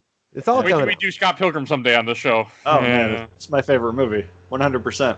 I thought Spider-Verse was. They clash. They clash. Yeah. So and then gotta see I it like again. when I think he tells Korg that he's going to go out and fight the champion, and he calls him, "Oh, hi, new Doug," because the old Yeah, Doug dude. died or something fighting the champion. Like, Yeah, oh, hi, Doug. Everything Gorg says in this scene is gold. It really is. Like Mike's Really? opening line about how it's like, I made of rocks. Don't let that worry you unless you made of scissors. But then he goes on to talk about how he tried to run a revolution to get out, but he didn't print enough pamphlets, so he was bested by paper, which I thought was really, really funny. That's really good. I had to rewind it. I'm like, wait. That's really good. And It's yeah, a true the thing. Doug joke is very funny. He's like, "Oh, If hey, you try to start a revolution and you don't have enough people, and it doesn't go well. It's No one just showed up except my funny. mom and my stepdad, who I hate. I love the Doug bit. It's very funny. Hey, make Doug. Oh, Doug's dead. Sorry. He's delightful, and because I just enjoy that humor more. I guess this tickled me more than the other was stuff. It was clever. It's a very clever kind of they're jokes. They're clever jokes, and it's integrated in this like scene. You know, Thor now is at a downtrodden point. But not really though. He expects to beat whatever champion they throw at him. He doesn't Yeah, he's think still pretty. he's pretty comfortable with confident. But he's at this point where he's kind of like thinking about, like, he's probably there Ragnarok and like Asgard, and he's realizing, I got to get off this damn planet. I'm going to beat this dumb champion, cool, and get off of this thing. Because that's the rules of the game, is that if you can beat the champion, you get your freedom, right? That's the idea. So he's like, fine, I'll beat this dumb champion, and we'll be over with it. So he's kind of like on a mission. And so you have this lighthearted character just throwing in very funny jokes. And the director does a wonderful job delivering them. Just really good. Yeah, the humor is so good. Well, if Thor has to fight 3 vampires huddled together, he knows who to call, because Ah, Gorg's got the pointy stick. I like that. Like, it's not very useful unless you're fighting 3 vampires. That was funny. See, those are jokes that land because it fits the character. He's the comedy relief, and like Bill said, it's the otherwise comedy void because Thor's not being a smug asshole for a change. Exactly. Thor can be a smug asshole because it fits Thor. It fits Thor in the MCU. It And kind of before does. Endgame, Thor is much an asshole. Well, in the beginning of Thor, he was a complete jerk. But again, he's turning. Like, the idea is that he's growing as a person. But again, you spend enough time with Tony Stark, some stuff's gonna. Well, I you know, mean, because stuff's gonna rub Thor, up. Jane Foster changed him after they had that kiss because they just fell in love with each other. You know, Right? It was meant Yeah, to be, exactly. you know? Again, I don't mind it. I don't mind the way he. Again, as someone talked about yesterday, which actually makes a lot of sense. It's a natural progression of who this character is, right? But man, the implementation is just off. So yeah, but before we go to fight the champion, which might be one of my favorite scenes, is that champion. Yes. It's so good. Yeah, one of my favorite scenes is in this part when you go back to Hela and Asgard, and she breaks the ceiling to see the old mural that he covered up that shows her and her and Odin destroying everyone. I think somebody talks about going to the throne or not throne but the vault, and when she's walking down that room, I laugh my ass off because there's a scene she goes over the gauntlet. She's like fake, and she pushes over the Infinity Gauntlet, which is a reference in the first Thor movie. They hid the Infinity Gauntlet in there for a very brief little scene as an Easter egg to what they were planning. And this is kind of them redirecting it because people were always like, okay, so the Infinity Gauntlet's here, so at some point Thanos has to come here to get the Infinity Gauntlet. So by doing that, they take that part away, and that's where they have her go fake and just knock it over. Kind of like a retcon kind of thing. Yep, yeah, but it's exactly. hilarious too because it works a couple different ways. One, it works if you're showing that Odin is not this, he's kind of full of shit a little bit too. And like I like that. And then she's walking by and she's like, kind of useful. Walks by the Bifrost, the big casket. And then I think she goes, ooh, you walk by the Tesseract. Ooh, that's nice. And I was laughing during this part. She doesn't have her helmet on, so I was happy. And I just really enjoyed this whole part with the Eternal Flame and everything. Yeah, and Michael, what'd you take away from it? like Mike said, it's just a clever way to kind of retcon that Easter egg, because obviously we've seen the Infinity Gauntlet since then. Have we? Oh yeah, you're right. It's at the Avengers stinger. He's got it on, I think. Yep. But, It's a go ahead, Michael. Sorry. It's Yeah, no, fine. I like it. I actually do like the reveal. Again, this is trying to cement a bit of motivation for her, and actually not motivation, more just backstory. I don't really see it as painting Odin as an asshole, as more of just a checkered past, right? He hasn't been this guiding light of goodness and truth forever. He has a ugly side to him. He has an ugly past, and these 9 realms were not gained through diplomacy. My question is, how is Earth gained? That's not part of our history. Like nobody, you know what I mean? Yeah. Like how is Earth acquired? But that's not it was very strange in that realm, but I like that. That's cool. It gives you some backstory on Odin, and she has a little more rationale. It imprisoned me, and now I'm back and I want to take my role on the throne. But for some reason, I am just evil. I just evil person who does evil things, right? I have no nuance whatsoever, right? Like to think the whiteboard during the whole character development. It's like they got her name. It's like, okay, Odin's daughter. What is her motivation? And all this says is evil. It's just It's just, and that's the problem. There's no nuance where good villains have nuance. Yeah, again, too broad of a stroke for that. I do like that in the treasure room. Knocking over the gauntlet and the Tesseract and all that, and her resurrecting her army of video game skeletons was cool. And Fenrir, the giant wolf. Is that the giant wolf's name? Yeah. Yeah, they only said it a couple times. What would have been more interesting? Like, I'm sure they couldn't get Anthony Hopkins for a full movie, but to have her actually face off against Odin and just her trying to get her revenge for him locking her away would have been better motivation than just trying to take over Asgard. Sure, yeah. And again, I agree with that. That would have been really neat to see Odin kind of going toe-to-toe with it, because Odin's got powers. Odin's not he's not sitting there doing nothing. He's got some power. Like, that'd be kind of cool. I agree with that. And then he would have had kind of having to deal with his past and the stuff he's had to do in the past to get to where he was. And this, he just kind of turns to dust without having to face his demons. And maybe he has to atone for the things he's done by self-sacrificing for the benefit of the greater good, because he realizes that he's kind of the reason this all happened. And that's a movie. That's called plotting. That's called character. But again, I've never won an Oscar, so what do I know? That would have been anyway. Yeah, that's the thing there. So yeah, and she's also upset that nobody remembers her. Well, duh. And that's probably part of it too. Is like everything that my past has been papered over. Again, it's pretty cool, but. We head back to Sitar. I keep saying Sitar. Sakaar. And I do like, this is the point where Loki tries to convince Thor to stick around and become pals with the Grandmaster. Hey, you sure you don't want to just stay here? Because Asgard's kind of, you saw the crazy lady. You saw the evil lady with the knives. And you don't have a hammer. And there's not many moons of interstellar rocks found in the brains of a galactic whatever to build it again. So maybe we just hang out here. I don't know. It's kind of good. You can become the champion. You can beat on people all day. You're good at that. I'll be just devious and control things without people knowing it. I'm good at that. And of course, Thor says he just wants to fight because Thor's a hero. That's what heroes want to do. It's interesting to see them kind of playing more off each other and, having, again, because every Thor movie, Loki plays such a big part.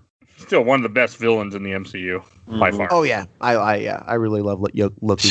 I love that Thor doesn't even say anything. He just picks up rocks and throws them into the hologram. Like, you're not even here. I do like that. Yeah, that joke pays off later too, though. Yeah. Oh, that's right. I have my notes written. Piss off, ghost. And I'm thinking, like, why did I write that? Oh yeah. No. Another line I hear quoted from this movie the most often is "Piss off, ghost." So I read it out of context. That was funny. It took a second, but it caught. Oh yeah, Cork running in there. Yeah. And then he comes in like, "Are we fighting? We fighting? What are we doing?" God, Cork's very great. Good. So where are we going next? Oh, the weapon rack. That's the weapon rack where he talks about the stick with the 3 kill 3 vampires. Always they're huddled together. This is when I write Rockman. I forgot his name. I have no time to look these things up, so I just write down shorthand on my notes. So Rockman was great. I'm like, he's just so good. We also learned that Mrs. 142 is an Asgardian. She was a Valkyrie, which evidently is a big deal. Pretty cool scene between him and her. Oh wait, that's later. There's an Easter egg I want to mention, but that's later. But no, I like that. The way that he finds out she's a Valkyrie is he sees her tattoo. Yep. Because someone makes a comment about her being an Asgardian, and then he sees her tattoo, then he realizes who she is, and then he talks about, I want to be a Valkyrie too, until I found out they're all women. Like, I like it. And that's good. That's a little more bumbly. It's a little a humble Thor moment. That joke definitely worked for me. We get a little backstory on Mjolnir about how it was created, just in case we need to make another weapon in a later movie. That's right. Yes, exactly. And I love Korg's interpretation of, it sounds like you had a very intimate relationship with this hammer and then lost it.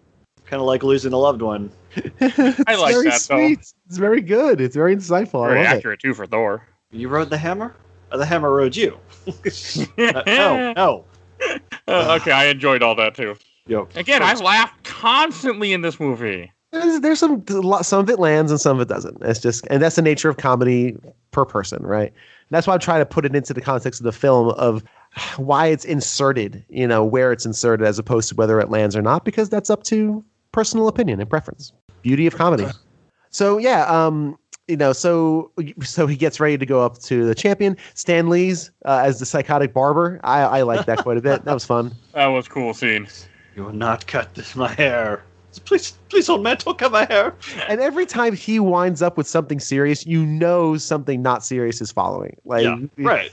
Every time he winds up, I'm son of Odin. Something stupid's going to happen right after that. Which 9 times out of 10, it's just him getting electrocuted. Yeah, exactly. Yeah, that happens a lot in this movie. Man, is he getting electrocuted? There's a lot of zapping in this film, but he goes up, and we're onto the big fight. I don't remember if I knew of the Hulk reveal. I don't know. I feel like it was spoiled. It's in the trailers, and had it not been in the trailers, this would have been such a cool reveal. Yes, this was set up beautifully. The green like smoke, the stomping, the pacing of this is great, and then they reveal that Hulk, of course, is the champion. Even Thor puts on his old school helmet, which I'm sure Mike loved. I did. Yeah, I liked it too. It was very cool. I think he has the old school helmet also in the first Thor movie, in the whole outfit for like one scene. I think at the very beginning. Was it the very, very beginning? I think so. Yeah. So yeah, no, I loved it. I get so happy when they do those type of things. Yeah. And I also love when he first sees Hulk. He's like, yes! And very good. Everyone looks at him like, what? He's like, he's a friend from work! And that's good. I like that one. That's and Michael, did you laugh? No, but the next bit is like, Loki's here. Loki, look who it is. And Loki's line of, I have to get off this planet. That's good. Yeah, it's very funny. It's again calling back to the famous Avengers moment. The friend from work, it doesn't fit. No, it doesn't fit. And again, it's another thing, Michael, that doesn't fit because he's not a friend from work. Why would you say that? Have you ever held a job in an office? Like, you don't work, Thor. Like, it's not, you know what I mean? It's one of those that doesn't fit. It tickled me, though. I will admit I was amused. A lot of these jokes, I didn't laugh. I was amused. Like, oh. I don't think it's the comedy that's funny. It's Chris Hemsworth's enthusiasm to deliver the lines. That's funny.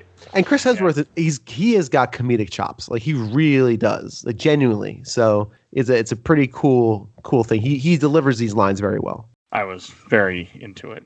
Yeah, and it's fun, and it is kind of fun watching a giant Norse god say funny things. Like, you don't expect that. I think it's pretty early into their fight where there's a part where he knocks him into the wall or something. Something happened. He starts going, the sun's going down, and he reaches out his hand like he's trying to be Black Widow, and then he just hey, funny, and he grabs him and starts beating him, and then Loki gets up. That's how it feels, and I laughed. It's funny the first time. It's the fact that he says it for the next 6 or 7 scenes over and over.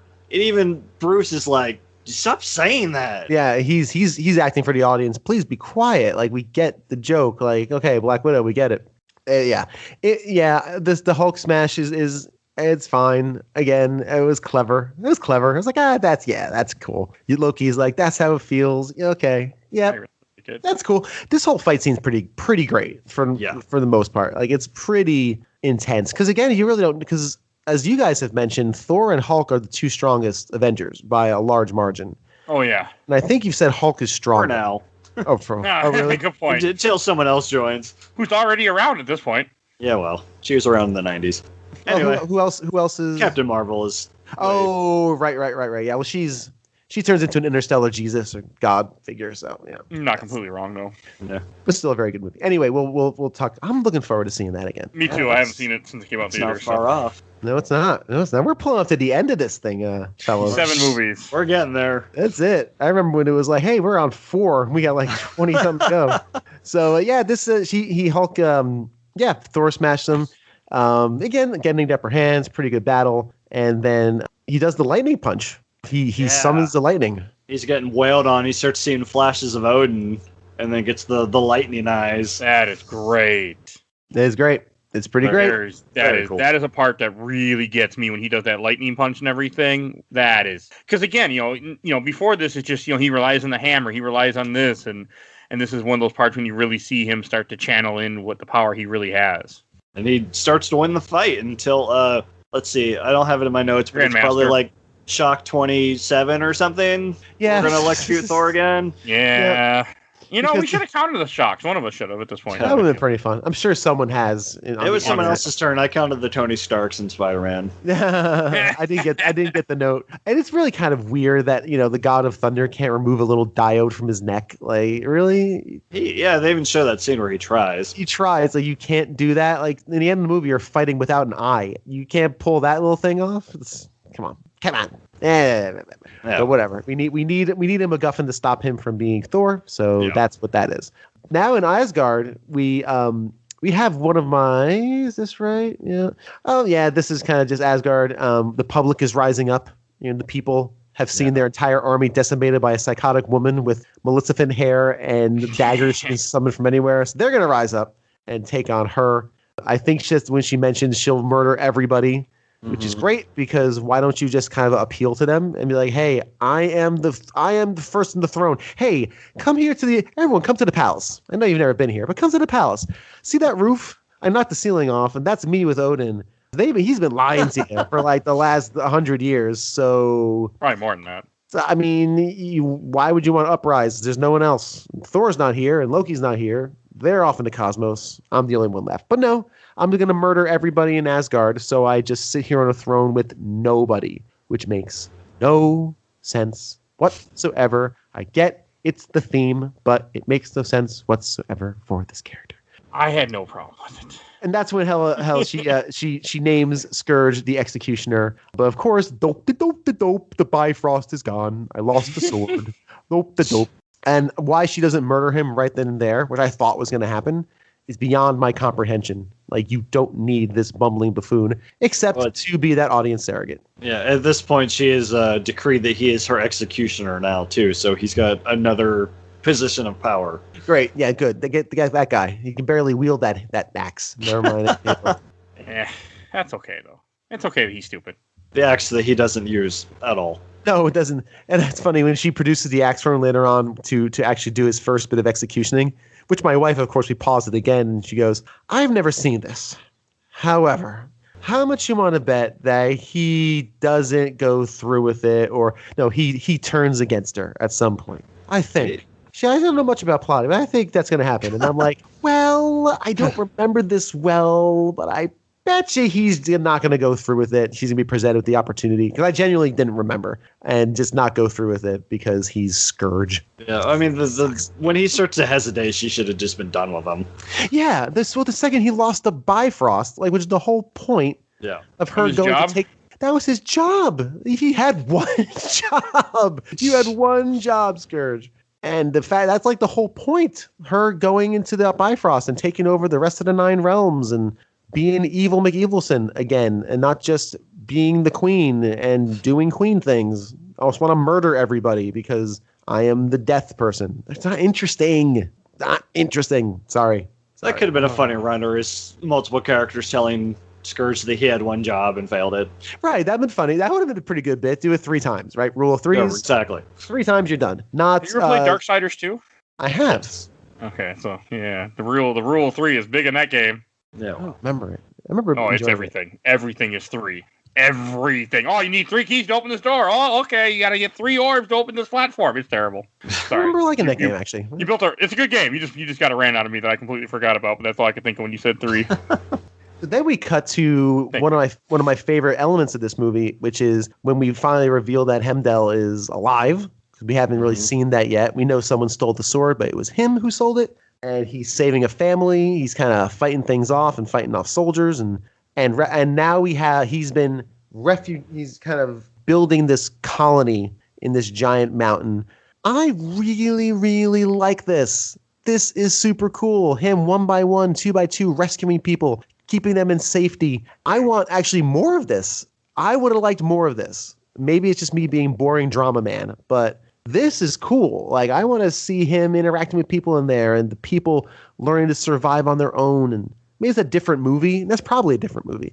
But man, I really love this concept of him kind of building a resistance, understanding that Asgard is not a place, it's a people. And that's, of course, the main theme of this that allows Thor to kind of let go of a lot of that stuff he's got going on. So they say that a lot in this movie too. Yeah, this is the first time you've seen it. And Michael, Michael, what'd you think about this? Didn't appreciate that Hobo Heimdall is making me question things within myself, because that's a good look for him.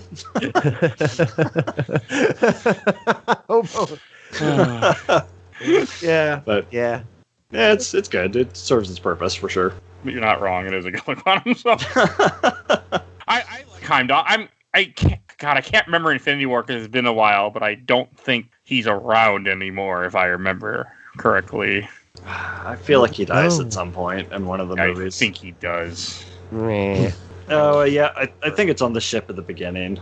Yes, I think you're right. Only 2 more movies. And Yes.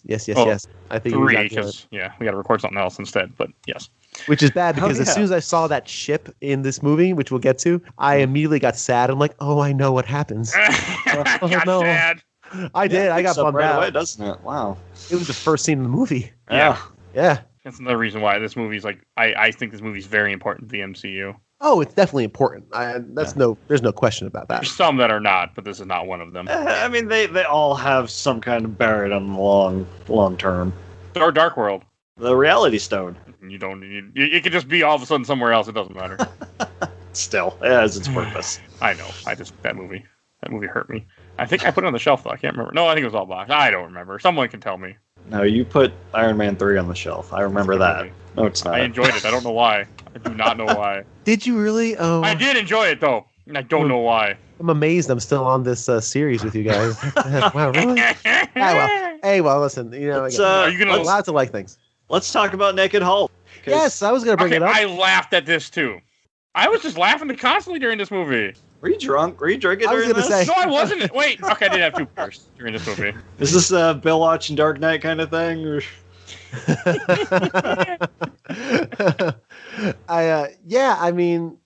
Shirtless. Of course I wrote that down. I like to point out all the shirtless. He's not even shirtless. He's got no pants. Thor? Hulk. Hulk is Hulk has. Yeah, we see Hulk butt because that was the thing that apparently needed to happen. Yes, I could have done without. Chuckle. Yes, that's fun. Okay, hooray! High five. It's burned in my brain.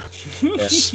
Again, his reactions are good. Thor is great when he's reacting. I do really appreciate that. Some of the stuff between him and Hulk, we're kind of reconnecting, is fine. I remember liking it more the first time, but I still like them kind of reconnecting as kind of not friends, but associates. Yeah, I don't even know how I call it reconnecting because I don't think they really have any lines together. They have that one scene in the train station in the first movie where Hulk punches Thor at the end of the fight, and that's like it. They don't interact really at all. That's a good point. Yeah, that's a good point. Maybe I was reading into it because this is the point now where, this is the point when he discovers there's a Quinjet that's magically just fully operational. Yeah, the scavenger would have taken it apart. Yeah, the scavengers haven't destroyed it and parted it out yet. It's just there in full view of his window on this massive planet. Just happens to be there. So great, cool. We're gonna use that Quinjet to get home. Sure, they are. I was happy that they explained the Quinjet. I mean, I could have done with it being destroyed or something just because that would have made more sense. But I'm happy that they tied up that loose end because I remember when that movie ended, I was really like, what's going to happen now? Like, where is this Quinjet? So, right. I like loose ends being tied up in movies and series. Like, this is a series, and I like that. Yeah. Yeah, Thor wants to leave, of course. Hulk wants to stay. Why wouldn't he? He's loved and revered here. Why wouldn't he? Makes sense. It's kind of cool seeing Hulk reason and just be like, half Bruce, half Hulk. To have that kind of combination is very interesting. I think that's really good. Until they take that too far and yes, Endgame. yes, they do. Yes, he's Which taking we will selfies. Yeah, Get to that. Yeah. But You got a little bit, though. I want to point out Hulk's voice being very strange in this movie. Because in the Avengers, it was Lou Ferrigno doing like a voiceover. In this one, they take Mark Ruffalo's voice and kind of like just distort it. So it has this weird tinny after effect to it. I don't remember. It's very strange. It was a little weird. It didn't strike me as off-putting though. I don't think I paid attention really. It was just Hulk voice. So I didn't really even notice it. It was just there. I had no problem. I had no effect for me. It didn't do anything to me. It didn't upset me. It didn't nothing. His butt was more offensive. That I could have yeah, just unnecessary. But it was. I didn't really laugh at that. Okay, I can't. I like the fact. I mean, I laughed at the other part until I saw his butt. I was like, oh, okay. At least they spared us from seeing the Jolly Green Giant. not in the PG-13 movie. So I did like this part when Thor finds out that Heimdall's alive because he starts talking to Heimdall, and then Heimdall, like, he's there talking to him, and then he kind of finds out what Hell is doing. I like that part where he starts to kind of get that incentive that he wants to get back to Asgard to save his people. Yep. It's a cool effect of having him like transport mentally there. Pretty neat.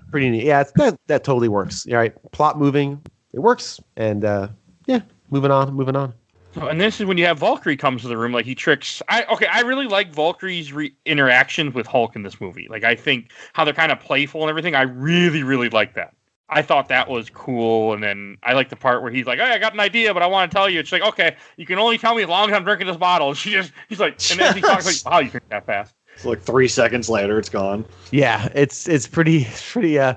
Again, she's Asgardian, so that's fine. She can probably ingest more alcohol than 8 of us combined.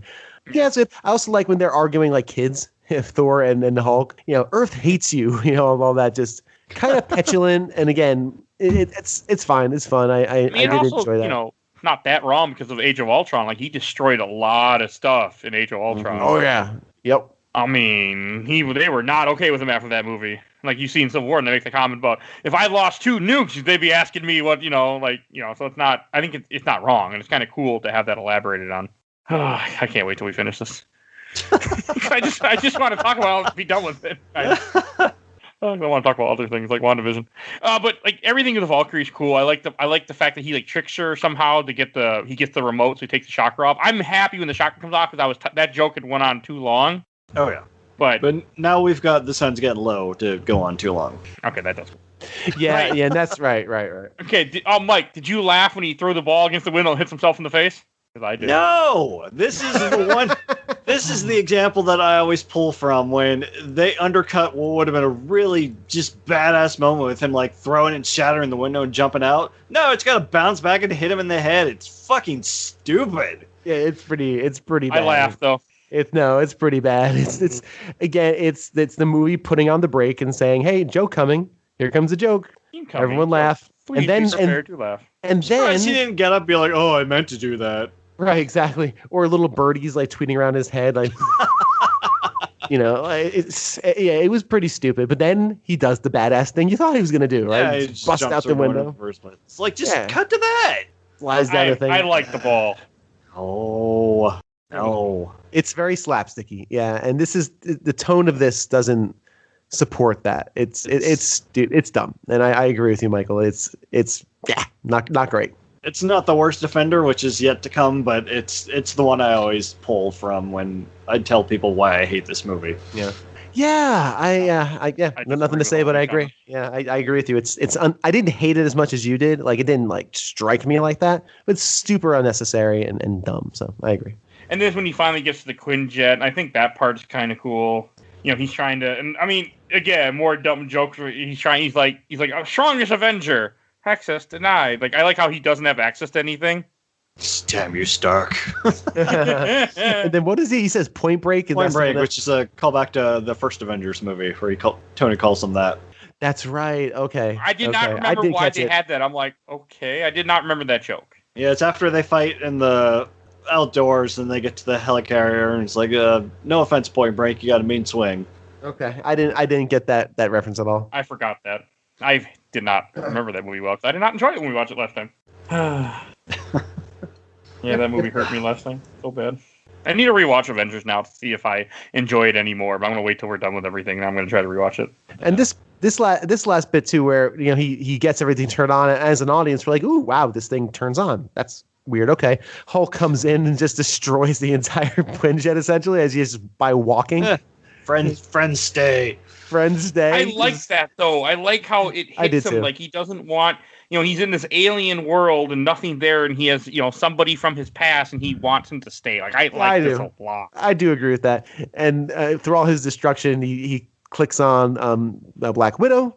Black Widow is basically it's the end of God, what movie? Age of Ultron. Age of Ultron, where she's basically telling, "Hey, big guy, come back, whatever."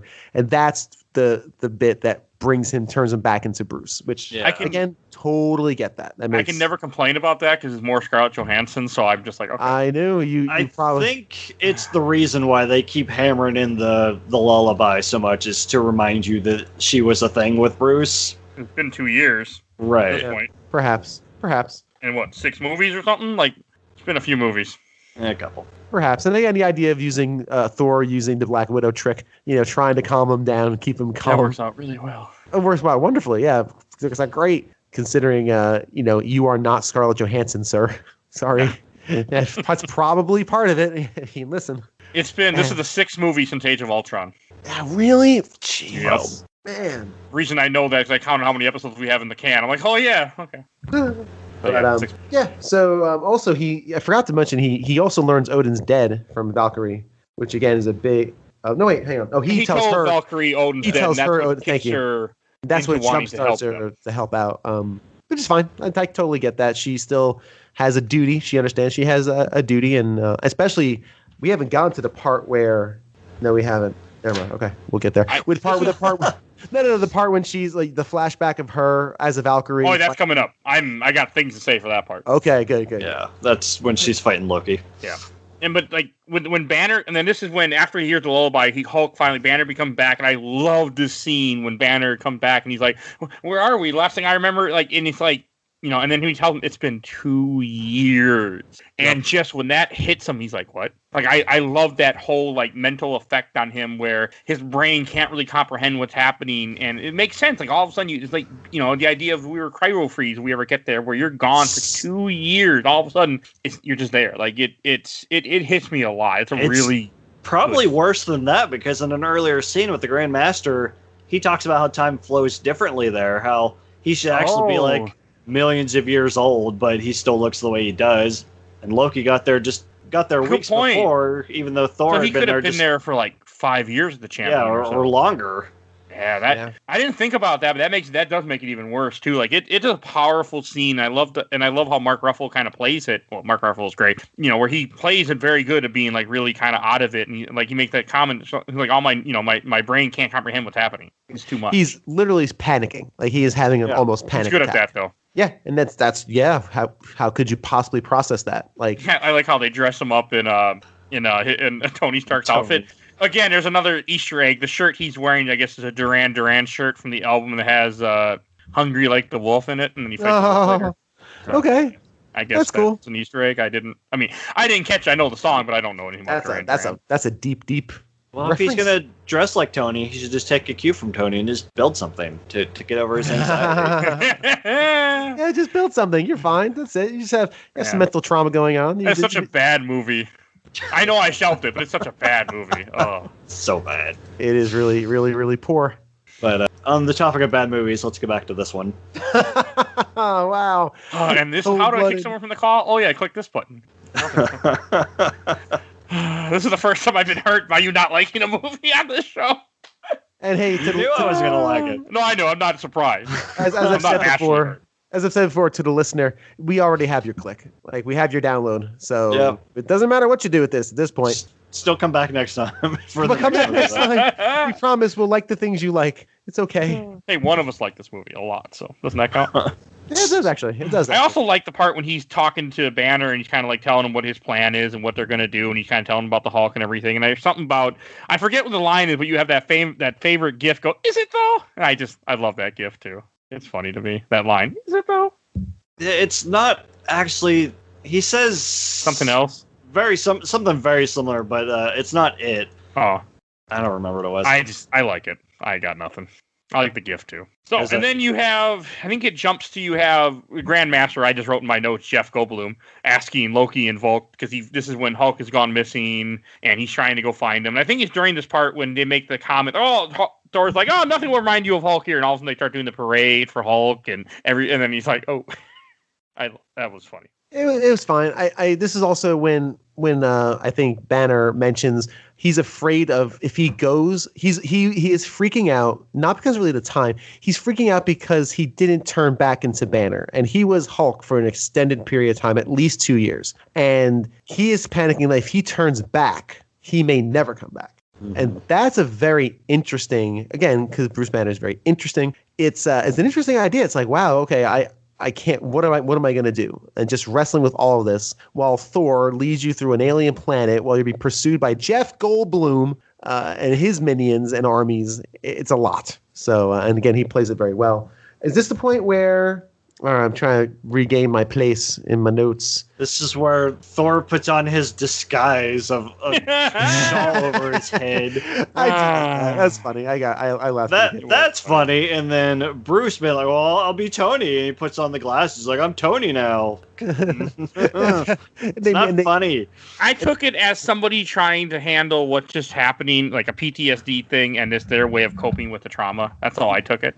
I don't know if that's how it's meant, but that's how I took it. No, it definitely was not credit. That was not. Maybe I'm just defending a good movie here. I'm not sure. That's fair. That's not what they were going for. That was funny joke. Right. This is the part when Valkyrie and Loki are walking. This is when Loki ends up seeing her tattoo because they start fighting, and this is when she remembers the massacre. And I wasn't sure if it's just because he does something that makes her remember. He says, wow, that must have been a painful memory, and then he puts his thumbs to her forehead and. Oh, okay. I thought it had something to do with him. That scene where you see all the Valkyries killing her, in the comics, Valkyrie is one character. I never knew it might have already been a fourth, but I knew it was one character as part of the Defenders, which is a team with Hulk and Doctor Strange. And Valkyrie is a blonde woman. Like you see a woman gets killed right in front of the Valkyrie character that we know of in this movie, and that is the Valkyrie from the comics, that same look-alike. Yep. What'd you think about this one, Michael? It's a very cool shot scene. Yes. Really moving for an otherwise emotionless movie that's not just comedy. It's really sad because you could have more than this. You could have had more of this, like Odin death scene is gorgeous. This is beautiful. Like this is a gorgeous scene of, again, the framing and the action, the motion of it, the colors and the bloom off the everything. It's just beautiful. It's a beautiful scene. Like, and it shows more Hela being a badass. Yeah, Hela just being hella bad. You kind of said it best at the top of the show, Bill. It's like the movie just can't decide which one it wants to be. Right. Like an emotional action movie or not that. It's to be both, though. It doesn't. Both worlds. No, it's the worst of both worlds. No, yeah, see, exactly. You can't serve two masters. I mean, you have to blend the ingredients. You can't put, I don't know, whatever. I'm not going to make a bad cooking joke. Let's see. Everyone's waiting for me to say something stupid. That'll happen. No, I was trying to think of like two entrees that are completely different that would not go together, but that's essentially what they're trying to do. It's like tacos and green beans. Like you can either be fun tacos or just be good for you nutrition. Like you can combine both, but they don't do it well here. And again, we've talked about them handbraking it movie multiple times to pause for jokes because insert joke here. No, blend the joke, insert. And the Avengers had the same problem. That's what happened with the Avengers. It was the same thing. Insert joke here. Everyone stop emoting, stop moving the plot. Need a joke. Yep. Let's hit him in the face with the ball. Everyone's good? Cool. So remember see the joke. Everyone laughed. Okay, let's go. Remember the Three Stooges? Three Stooges, very good. Okay, great. Let's move on back and bring it back to the center lane. Yuck. Moving on. And then he runs into, and I like at the parade when they run into Valkyrie and they have the whole little talk, and I like how she's like, I recognize, like I feel like I know you, and he's like, I feel like I know you too, and I like that. I love Valkyrie's interactions with Hulk and Bruce Banner, all that. Yeah, she's very good. Yeah, she's very good. Was that before? That was before the dream thing with her and Loki, right? It's right after her it's, dream. It's right after. Okay. Because after her dream, when she ties up Loki and puts him in chains, then she goes, runs into Thor and them. Thor tells her his plan, and they go back, and then she shows him Loki as a good faith that he's all tied up. And then that's when he throws the bottle at him to make sure he's real or something, and it hits him. He's like, ow. Okay, just checking. Yeah. Good callback. That's a good callback. We've got a roll of 3 on that one. There's another one later. Yes, there is. And then this when they start. I like his interactions with Bruce. She's like, "Hello, Bruce." Like, oh, guy's crazier than a bag of kittens, as he says in Avengers. Yeah. And then you have and then they come up with a whole plan to how to escape. Because if we're gonna get off this planet, they find out that they need to go through the devil's anus. I don't know why I found this funny, but I did. I can't understand it. It is a very funny set of words. Yeah. You put anus after the word devil. It's just naturally very funny. So it's a stupid joke, but I was laughing because earlier Heimdall told them they have to go through the giant hole. And they're like, "What's that giant? Oh, the devil's anus." Like, yeah, it's not bad. And Thor's like, "I didn't know that's what it was called when I came up with this." And so that's why they have to go get the Grandmaster's ship in order to escape, and that's why they end up going. They end up letting all the prisoners out, and I like that. We have Volk just hand a gun to Korg, and they just all start rioting to break out. And they break out quick though too. Like they take out that place. Who's asking? I know you're asking, by the way. I like Korg. The voice and everything about it's just great. He's great. And then so I do like the whole interaction between Thor and Loki when they're actually friends for 2 minutes and they're going together, and that's also good. Where they pull out the guns, they shoot everybody, and then you have to. I don't want to get help. It's humiliating. The next scene, help! My brother, help! It's humiliating. Not for me. He just throws them. It's funny. It's still funny. If I remember right, they had a good moment in the elevator. Elevators are good opportunities for nice moments because it's confined. There's nothing to do, right? It's just 2 people next to each other, and in the MCU, a lot of cool things happen in elevators. So this is one of them. Yep, their interactions are great, and then of course he betrays him because that's Loki for you. And that's it. Because they're walking, all of a sudden, it's not Loki. He walks somewhere else, and because he says something to him, and then he activates the alarm. And then when he activates the alarm, Thor just starts shocking him and just leaves him there. Yeah, because as they're walking to the ship, we see Loki kind of splits off and starts walking the other direction too. So then, and then like a callback to the first Avengers again.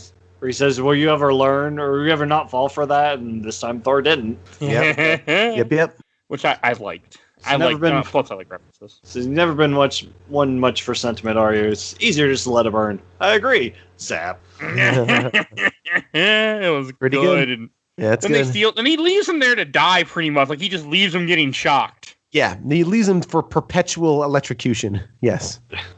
Which I thought was kind of dark, Yeah, I mean, Loki deserves it. I'm not going to say he doesn't. I think maybe Thor is probably thinking he's going to get out of this. He will get out of this at some point, but I just need to slow him down so I can do what I got to. And then this is when the movie then jumps. The whole ship chase part when they board the ship and he's flying off on. Okay, everything with the ship is also funny as hell to me, and I'm normally not into this humor, but I like it when they're flying. He's like, "Where's the weapons?" They're like, "There aren't any." He used this for orgies. Don't touch anything. That's it was funny. This is a point in the movie where it's finding a rhythm here. All right, the jokes are getting more integrated. They're all melding together a little better. It's finding its rhythm here, and I found myself really enjoying it more as it went along. So. Yeah. Oh, and that happy birthday part, which is happy birthday to the Grandmaster when he hits the fireworks. Apparently, the day that this movie released in theaters, or the grand premiere, was the same day, so many years later, but the same day the comic of this character first released. So that was kind of the joke in there too. Oh, okay. And something to do with Jeff Goldblum's birthday too, but I closed that tab too. So it's a multiple joke on different things. Yeah, I like the idea of this vessel being just a pleasure cruise kind of thing. Like, not every spaceship in the galaxy has to have some sort of armament on it. It can just be a thing to drive to work, or in this case, orgies. So yeah, I mean, I like that. That's cool because this thing can't defend itself. It's heavily shielded. You can tell that, but it's cool, and it offers some very entertaining ways of ripping spaceships apart. It's got a cool design. It does have a cool design, yeah. I like Bruce's line where Thor's like, I'm gonna go help her. You take the wheel. It's like, I don't know how to fly an alien spaceship. So you got all those PhDs. Use one of them. None of them are for flying alien spaceships. Good. I love that, Again, too. that's good. That works. A lot of these things are starting to work now, which is why I was so divided on this, because in the beginning I'm just annoyed. And now I'm actually on Mike's camp a bit. Thank you. Yeah, I wouldn't go that far. Yeah, I don't. You don't sound like you are either.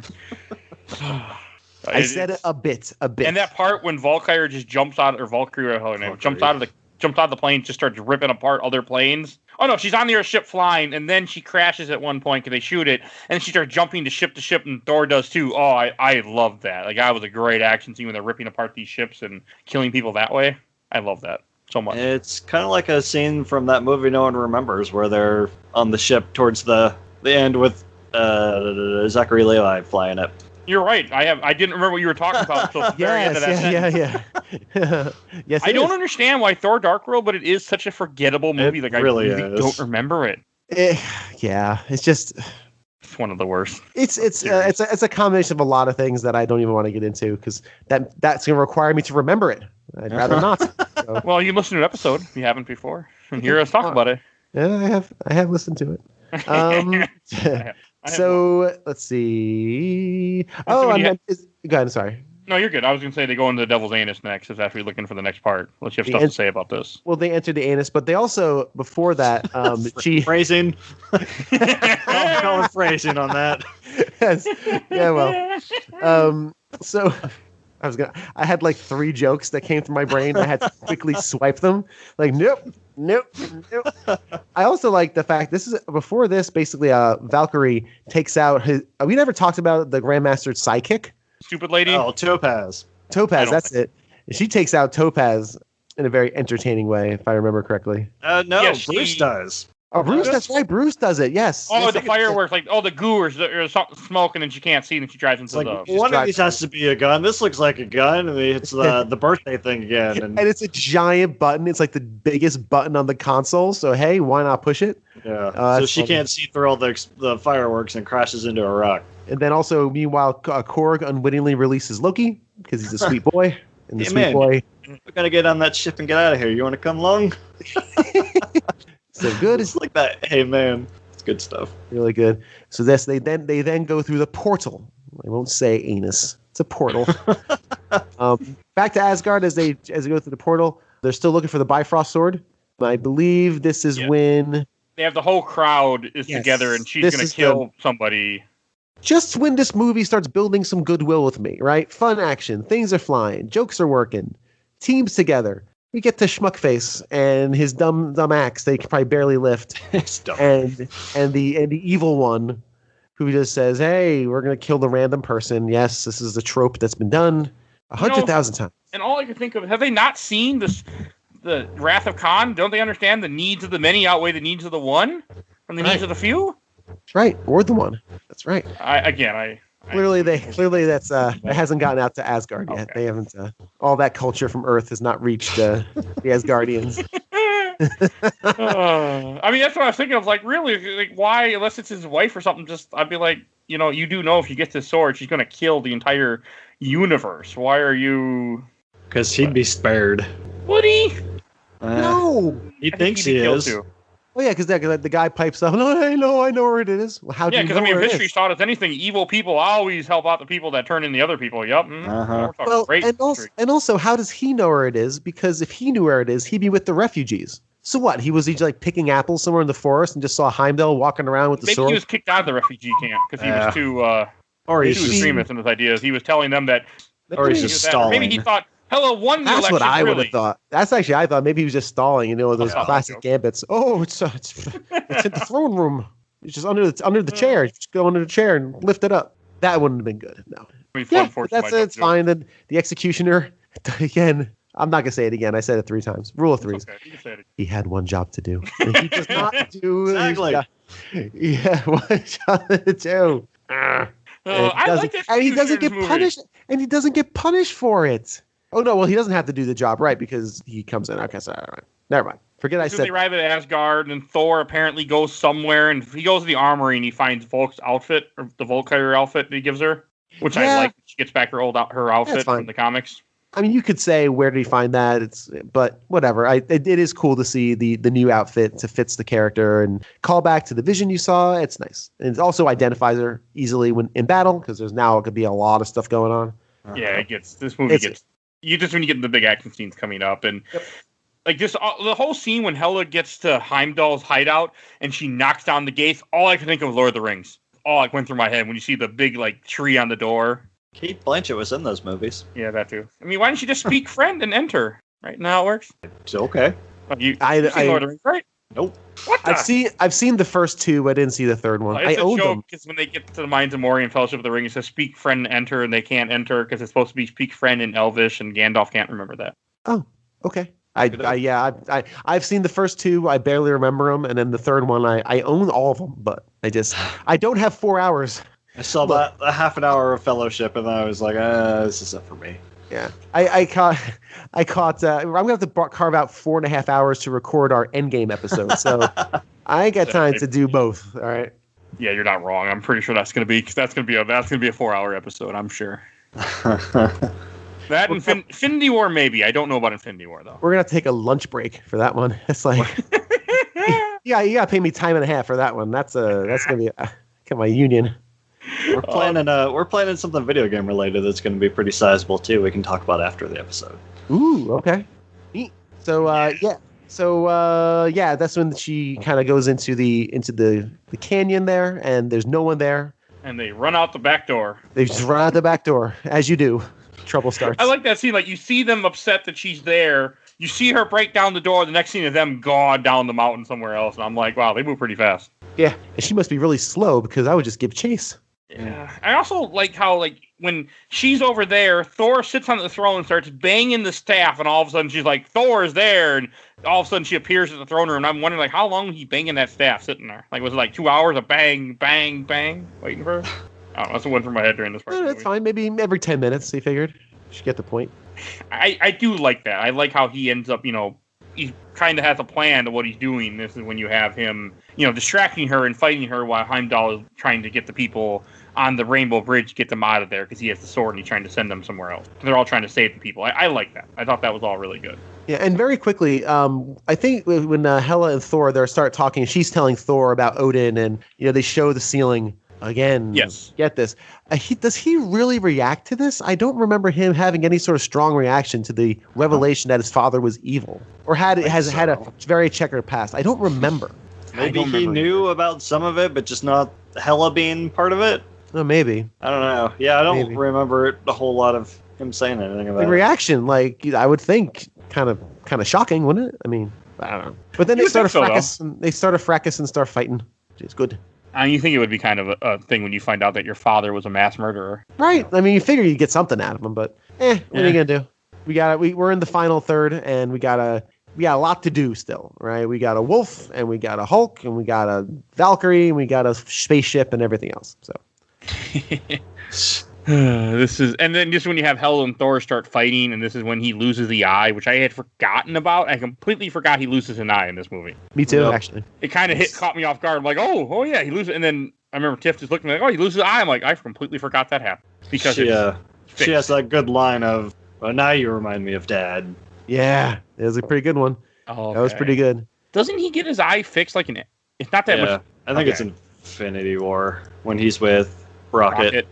Okay. Which it kind of takes away from this. That's why I don't remember it, because it's been a while since I've seen all these movies. But I do like the whole fight is pretty cool, and like seeing him lose his eye, it's interesting.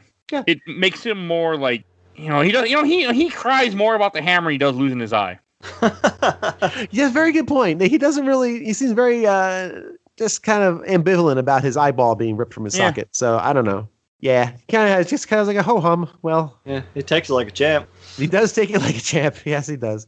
Yeah, and then like you mentioned, Mike, there's we're at the Bifrost where we have a really cool moment. These scenes are good. This is kind of like you have the crowd of people are blocked on both sides. You got the Skeletor army on one side. You got the wolf on the other side. And then I forget how, because I know Hulk then comes in and starts taking on the wolf, which is very fun and very. Hold on. Oh, you don't like You're skipping something here. Oh, I did? What did I skip? So, Bruce is on the ship. Oh, Jesus. Okay. All right. So this is the biggest offender to the stupid joke, undercut, awesome moment thing. Yes. Bruce is like, you want to know who I am? He says to Valkyrie, I'll show you. And he jumps and just splats on the bridge. And just a mess, a heap of banner. It's just the dumbest shit. Just let him be Hulk and just take down Fenrir in one big swoop and pull him off the bridge. And then fight in the water like you. Why like the joke? Yeah, where they end up anyway. And it destroys it doesn't destroy the tension because it comes quickly back when the fight starts. But man, you are so right. I forgot about that. Oof. How did he survive it? Like, if you just Banner, it's not like you have like are his bones Hulk bones so he can survive plummeting? It might be a callback to Incredible Hulk where he jumps out of the helicopter as Banner and crashes into the ground and comes out as Hulk. But, it would have been a big fist pump moment if you just have Hulk come down and stop Fenrir in his tracks. But no, we gotta undercut it with a stupid joke and then have him, as Hulk, grab Fenrir by the tail and pull him back away from the people. Yeah. That's my guttural sound for this. I agree. I do agree that it's, again, another example, a prime example, you're right, of what this movie not knowing what it wants to be, and just the jokes just not being integrated into the film itself. People loved it though. I guess people adore this movie. For some reason, they didn't land as hard with me as possible as it did, I guess, the first time. I agree. Yeah, it's just a prime example of this movie stopping everything so we can all have a good chuckle at someone jokes falling. Are fine. Slapstick, it has no place in this movie. It's no. Yeah. Right. If you want to be a comedy, but you're a superhero movie because you're in the MCU and there are certain things you have to do to move the plot along and move the series along. And when your chuckles and jokes get in the way, that's the problem. There's another really cool part around here when you have the people are getting on the ship and Hela holding like Thor's face up, and she's like, I think she's about to kill him, kind of thing, and having like, oh, I'm going to destroy everyone and conquer everything. And this is when I like when Odin starts talking to him and he's like, are you the god of hammers? Yeah. Are you the god of thunder? Like, even when you had both your eyes, you only saw half the truth. That's a good line. That was good. Like when he finally goes like, all electric and then he jumps off. Oh, that was the part where I said I wish I was in the theater again watching this movie. And that's when because the Immigration Man song comes on again from Led Zeppelin, and I was just completely on board with that song playing and him just taking out everybody, and they all start fighting together. Imagine if they had done this scene, but like when he jumps off, he misses the bridge or something. Wouldn't that have been just a kick in the nuts? Like, why would you do something like that? But no, they let him have his cool ass moment. What is his movie? Yeah, well, he also bapped himself in the face with a ball, so it's not like he doesn't have much. He doesn't have much dignity anymore. Like it's not like a bar, he'll become Laurel and Hardy, no problem. Like but he's gonna summon some of the largest lightning strike in the history of lightning strikes, which is again incredibly cool. It's very cool. Yeah, it's very cool watching him just become that powerful being again. Even though it really doesn't do any good, but it's still very cool. Yeah, well, this could have been the whole movie, though. What might have been. We skipped over Loki's big reveal. Your savior has arrived. Oh, yeah, when he gets out. I didn't even write that down in my note. We also missed when Korg is like, hey, you want to get on the ship with us? He's like, well, you do look like you're in desperate need of leadership. Thank you. Oh, yeah. Okay, that's very good. That's funny. Stuff. Everything with Korg is funny in this movie. Yeah, and Loki for the most part, yeah. Yep. Yeah, and then he sends Loki to go get the crown because as they're fighting, because he realized what he has to do to put the crown in the eternal flame in order to stop her, activate Ragnorak. Odin says that Asgard isn't a place; it's the people. The third time. Yeah, and that's when they basically realize, okay, we just need to let them destroy this thing. Because Hela's power is from Asgard. They say that also a lot of times in this movie. Right. So if she wants this hunk of rock with buildings on it, then let her have it, because the people are what are most important. We're going to rescue the people. Let her rule over nothing. And like you said, once she destroys Asgard, she's going to be destroyed herself anyway. A really good theme. I do like this. I like the idea of saying we have to sacrifice something very important for something even more important. And losing Asgard is really hard to watch. That's hard to see these gorgeous buildings crumbling and giant fire monster laying waste to everything, and her and fire monster fighting. It's like just when you and it's a really nice climax because it's not really a climax. It's more of a sad kind of expression of two evil beings for the sake of being evil, with the only motivation being power and ruling and mastery and domination and destruction, both just destroying themselves, which is essentially what happens, and is actually very, very cool. Thematically, it's really cool to see Thor just, again, he doesn't react much, though, to this, seeing Asgard crumble, because I guess he's resigned himself to the idea that the people are what matters. So I actually really like this climax, very much so. Surtur's just having a grand old time destroying everything. Oh yeah, that's all he wanted to do. He was just like, it's like a kid kicking Legos, like just. It's great. And that scene where like Loki, when he goes and he throws the crown in there, he stops for a second to look at the Tesseract cube, and, and again he takes it, as we find out in 2 movies from now. Correct. I wonder what would have happened. It would have just been floating in space, I guess. Otherwise, I guess. Yeah, it wouldn't have gotten destroyed. That's for sure. Yeah. No, it is. Just picked it up. It is the space stone. It could have gone anywhere. Yeah. True. And then this is also like, and you have the big moment for Scourge that Bill almost overlooked, where Scourge pulls out his gun, he shoots the dead people, and he jumps and he saves them all on the ship. No, he doesn't need. All right, Michael, do you want to? Because I can start. It's his redemption arc for no reason. For what? What did he do? I like how he had unlimited ammo, though. Yeah, I know exactly. Yeah, exactly. Those things only hold like maybe like a clip of 30. I'm assuming. Yeah, I really don't know. I don't play much Call of Duty, so I can't speak to that. But yeah, he literally sprays like 800 bullets into like these skeleton monsters. And I guess skeleton monsters are vulnerable to bullets, right? 'Cause that's how that works. Because I guess these bullets from Texas are clearly good enough to destroy these skeleton monsters. And he has to do it in 2-gun fashion, like he's Rambo, like walking in. It's so why? Just kill him. Oh, golly. And does she kill him at the end anyway? Yeah, he dies. Of course he dies, but he dies right after the scene. Right after he ends up shooting them and he runs out of ammo, he gets killed by her somehow. I don't remember how, but he dies. Probably, I'm sure stabs her. I mean, that's what she does. She's stabby. Because he couldn't come out of this. He couldn't survive. Like, they had to get rid of him. But why do you need to have him like this? You have to call back to the 2 guns. Why don't you just have him come out there and do throw shake weights at him, like completely tie these? Or I show him like doing a shake weight to get his arms buff enough to do the 2 gun. It sucks so bad. That part really did. It doesn't. FML. Man. So tell me how you really feel about this movie. Do I ever not? It's really. No, I know. It's just funny. Oh, it's so stupid. Oh, I had no problem with it whatsoever. I didn't. And like we were talking about Surtur when he comes out and he's just destroying everything, and then you have Hulk jumps up and starts punching him, and he's like, "Hulk, no!" I laughed at that part too, and he's like, "Well, he's a big monster." He's all sad. They're getting onto the ship and leaving her alone. Leaving Hela to go fight Surtur. And thanks. Good job there, Scourge. Just slink away after. Oh yeah, but then of course he comes back. Where did he hide those guns? Did he like hide them under his cloak as he was getting on the transport ship? Giant cloak, yeah. Yeah, the giant. Did he think because he wasn't walking around with those guns the entire time? Like he wasn't like following her around with his dual M16 strapped to his back. He was just slowly walking around like a dope. Would he go back to the Bifrost and then come back? Well, I guess they were close to the Bifrost, so maybe he snuck through the. Fuck him. He stinks. Is this movie trying to tell us that cloaks are the new baseball hats and sunglasses? That's good. Yeah. Anyway, enough on that, Nimrod. I've said Nimrod 3 times, but that's literally the best word I can describe this guy with. So there's actually a Marvel character named Nimrod. So oh my god, is there seriously? Yeah, it's an X-Men villain. Oh my! I have his first appearance too.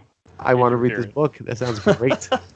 It's not. He's also in the X-Men cartoon, if I remember correctly. He's a Sentinel, I think? Yeah, I think it's some kind of Master Mold prototype or something. I don't fucking know. It doesn't matter. But yeah, we just had to, give you that fact that you didn't ask for. Yep, there you go.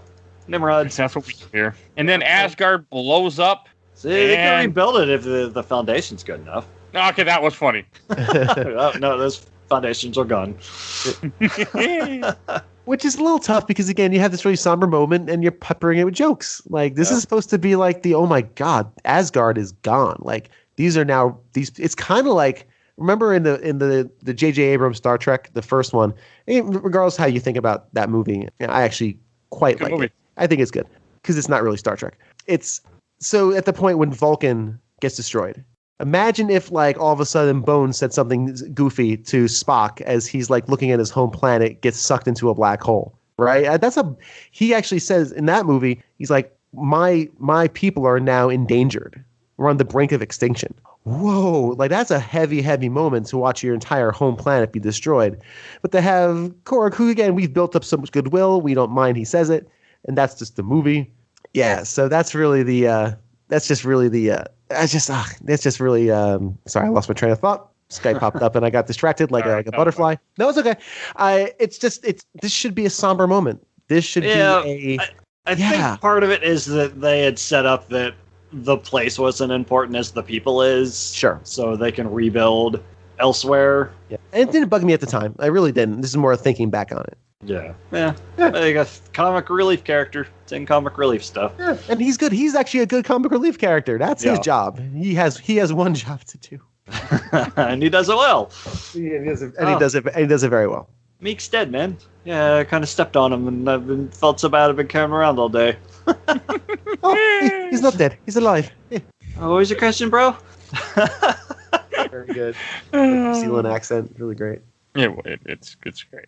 And then you have the ship flies away with the Asgardian, and they head to Earth, and they'll have a happily ever after.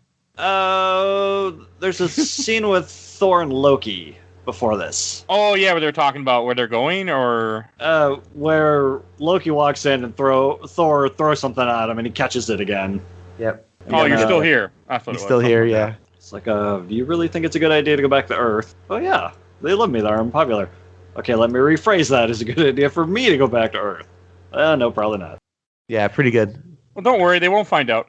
Nope, unfortunately. Nope, they will not. Everything's gonna really go out the window. So, yeah, and that's it. A few minutes from now, chronologically. Literally a few minutes from now, right? They don't even get a chance to settle in. He doesn't even get a chance to settle into his fake throne that they give him. That they make for him. Yeah, they take the throne. He's off to Earth, and that's the movie. Got our credits. We made it through. Then you get your first. The first credit scene is the one that actually matters. Yeah, there's only one stinger in this movie. I don't know what you're talking about. There's two, unfortunately. No. The first one is good. Like they're on the ship, and all of a sudden they see a giant ship in front of them, which I recognize is Thanos' ship. Right. That ship is freaking huge. It's nuts. Whoa. The scale of that is incredible. Incredible. Which I like how this movie sets up Infinity War, because this scene is right in Infinity War. Like, Infinity War picks up right after this. And timeline-wise... an hour after this, or 10 minutes after this, but it's not much. And really, so timeline-wise, this, like, Infinity War, it's not like, there's been a couple weeks between them escaping and then the ship appears. No, I guess not, because Thor and Loki are just talking still, and then, wow. No, it's pretty shocking. And again, that opening of Infinity War is so brutal. It's so... just brutal. So that movie's brutal. Yeah, it's not pleasant, but it's very, very good. And so you face, and then you get your end credits. Oh, so go ahead, Michael. You gutturaled about. We got Jeff Goldblum being Jeff Goldblum. So, it's a good uprising. You can't uprise without someone to uprise against. So yay me. Yeah. It's dumb. I agree. Okay, so now I'm gonna be that guy. I thought it was fine. I actually got a little chuckle out of it, and here's why. That's what end credit scenes are for. That's the purpose of them. The purpose of them really are to either highlight something, foreshadow something. Which at this point in the MCU, there's not much more to foreshadow, right? There really isn't much at this point. So to use it as a throwaway chuckle moment, he's about to get destroyed because he should. He killed Carlos. Can't kill Carlos. I don't even know who he was. That's his cousin, his own cousin. Oh, was it his cousin? That's what he says. That's what he says. You killed your cousin. You got to go. You have to go. And to see him have this moment of almost comeuppance was fun. I enjoyed it. So it's better than the Spider-Man Homecoming one. Yes. Yeah. At least it ties up the loose end of what happened to Grandmaster after the revolution started. Although if he's like some sort of like celestial being that's going to be everlasting, is he really going to be destroyed by a bunch of scavengers, I guess. I mean, I don't know. Who knows? I think probably not. Probably not. I guess in this timeline or in this universe, he's just a dude. He's in an episode of What If, apparently, so I guess we'll see there. Okay. What If is going to be is weird because it technically is part of the MCU, but it's animated, but they came back to do the voices. Yeah, but What If's never been canon anyway, so. Yeah. Yeah, it's still, I don't really care. I have no interest in it at all. Of the original ones they announced, it was the only one I was really interested in. But that's another story for another day. Let's finish up this 3-hour episode. And that's Ragnarok. Hey, at least you don't have to edit it. Yeah, right. Fair point. Sucker. You like it, though, you said. I do like it. It's just great. This is the only way to watch Big Bang Theory for me is to edit while watching it, and I'm more happier with it than I am when I'm not editing watching it. It's just the right amount of dumb that's funny, but it's also really good when you're doing something else at the same time. Oh, man, we've only got Black Panther and then Infinity War. Yeah. Well, what about Ant-Man and the Wasp? That's after Infinity War, before Endgame. Oh, is it? Okay. Yeah, you Captain Marvel and Ant-Man the Wasp, and then we get Endgame, and then Spider-Man Far From Home for some reason to wrap up the series. Oh, because why not? Yeah. So yeah, as we already kind of spoiled, next movie we'll be covering will be Black Panther in this series of MCU crap. Nice. Yep. Are you guys still in? Are you guys? I feel better now that this one is over with. Okay. Because the rest of them I'm looking forward to revisiting because I think I've only seen each of them once, except for Ant-Man.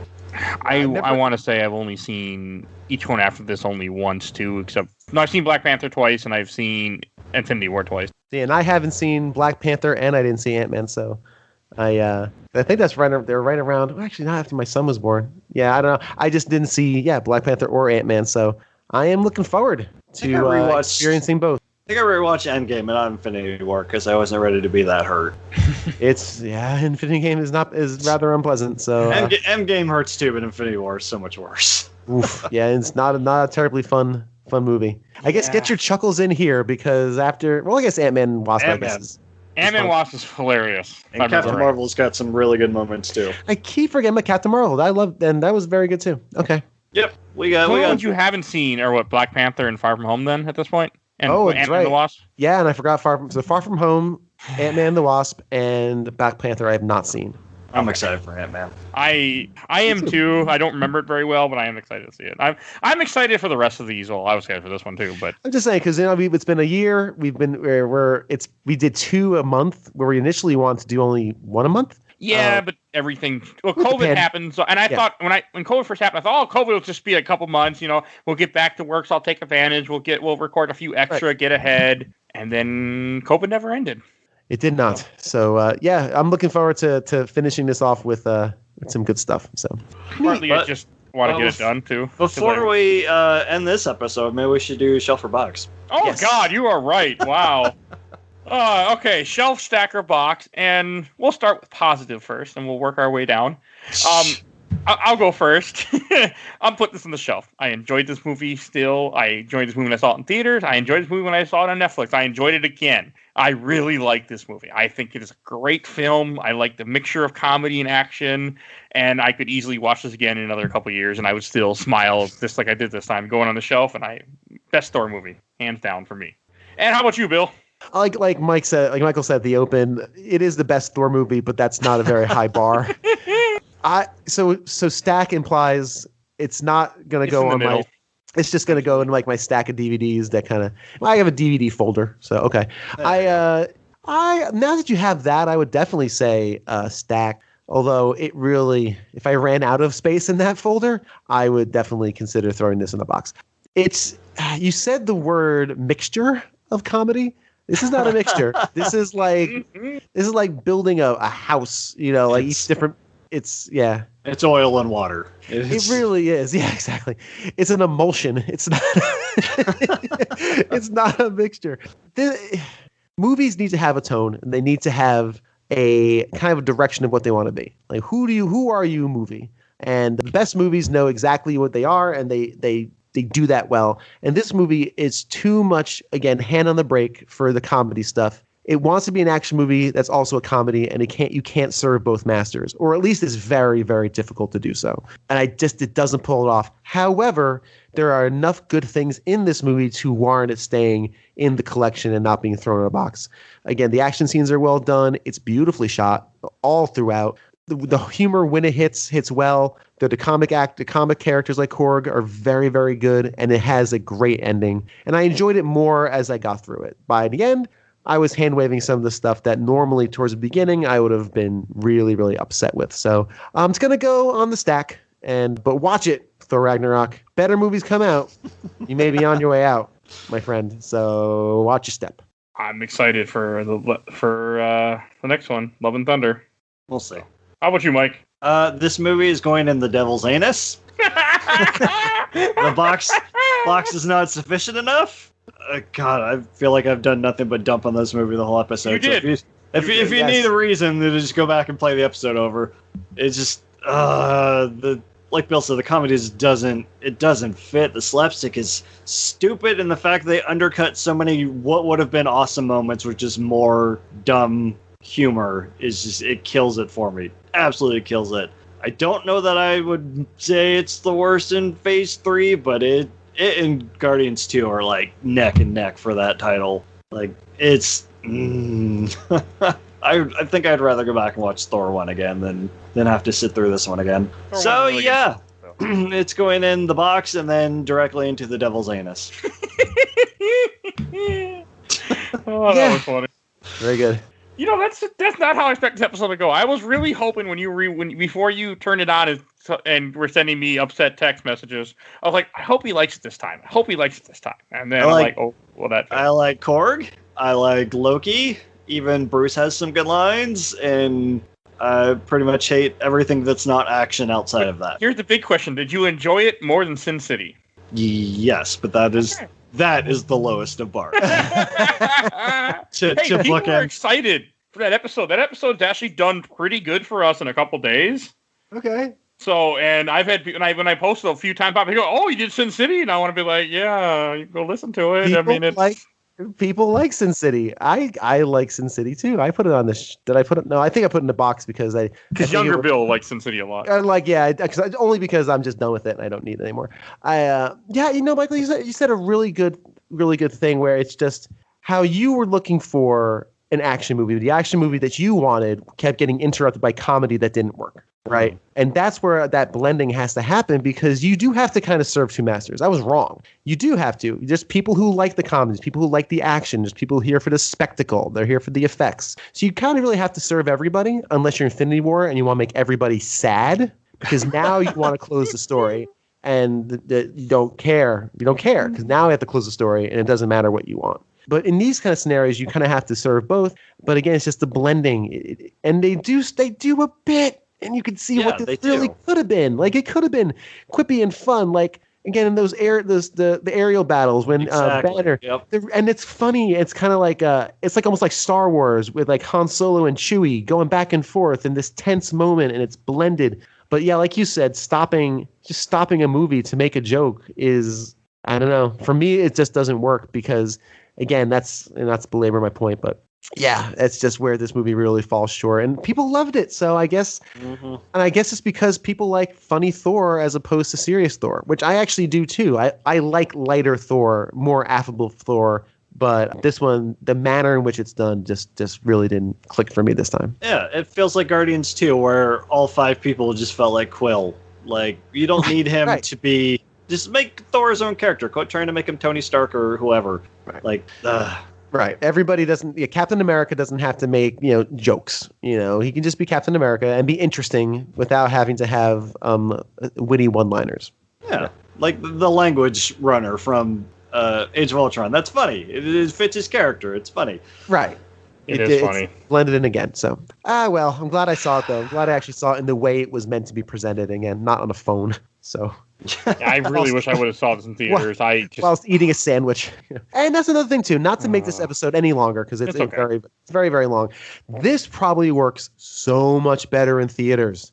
This is a theater movie. I have a podcast I'm pals with, and they were talking about how video games have made more money in 2020 than movies and sports combined. Oh, and they were kind of saying, of course, yeah, I believe it too, because there were no movies and there were no sports. So, and they were saying how, this may be a sea change for games and how games may become more of a mainstream media, and people, we may have in 10 years, no one goes to theaters. And my argument in that is that's wrong. It's never going to happen because people are designed to be in community. We want to be in groups. And that's what theaters do. Theaters are a communal viewing experience. Is it a pain in the ass? Yes. You have to sit in the sticky seat with overpriced popcorn? Yes. Unless you have movie theaters like in my town where you can stay and drink beer and have really good food and have your own seat. It was wonderful. Alamo Draft House. But it's a pain in the ass. But in the end, it is a great experience seeing movies with people. I can see people in the theater and me in the theater loving this with other people loving it. Like just being part of that communal experience. And that's what the beauty of theaters is. And I would have loved to see us in theaters. I think my opinion would have been so different than 10 o'clock at night with my wife on the couch going, Jesus, really? He fell out of that goddamn hella thing? He's not dead? Like, really? So I definitely agree with you. I think this would have been awesome in theaters. And I wish I had seen it in theaters. Yeah, I did the first time. And I remember that very well because I had a friend of mine who I paid for her ticket, even though I didn't mean to, because she said she didn't have any money, and then she had money, and I was irritated, and she never offered to pay me back. She won't listen to this, so it's okay. But that idea stuck with me. I forgot about it. I'm like, oh yeah, that's a very good point. And Michael, did you see this in theaters? I can't remember. I did. Yeah. Okay. So you did not have. That's funny. Cool, all right, we should wrap up this episode because this has gone on for. I don't want it to be a 3-hour episode I'm editing. Sorry. That'll be in 2 weeks. Or 2 episodes, not 2 weeks, 4 weeks. So I don't know. It'll be at some point when that happens. All right. Bill, do you want to give a shout out to your podcast? Yes, hopefully. So here's what you can do. Here's what you can do, listener. You'll probably hear this in August. I don't know when this comes out. No, not August. I can tell you if you want to know real fast. Sure. I don't. Doesn't matter. Late spring, I think. If you go, this is May 13th. Yeah. Okay. This is perfect. So if on May 13th, if you go to Twitter and search "A Gamer Looks at 40." It's my Twitter account for this new show called The Gamer Looks at 40. If there are things there to listen to, please do. If not, realize that the experiment failed. There is nothing there.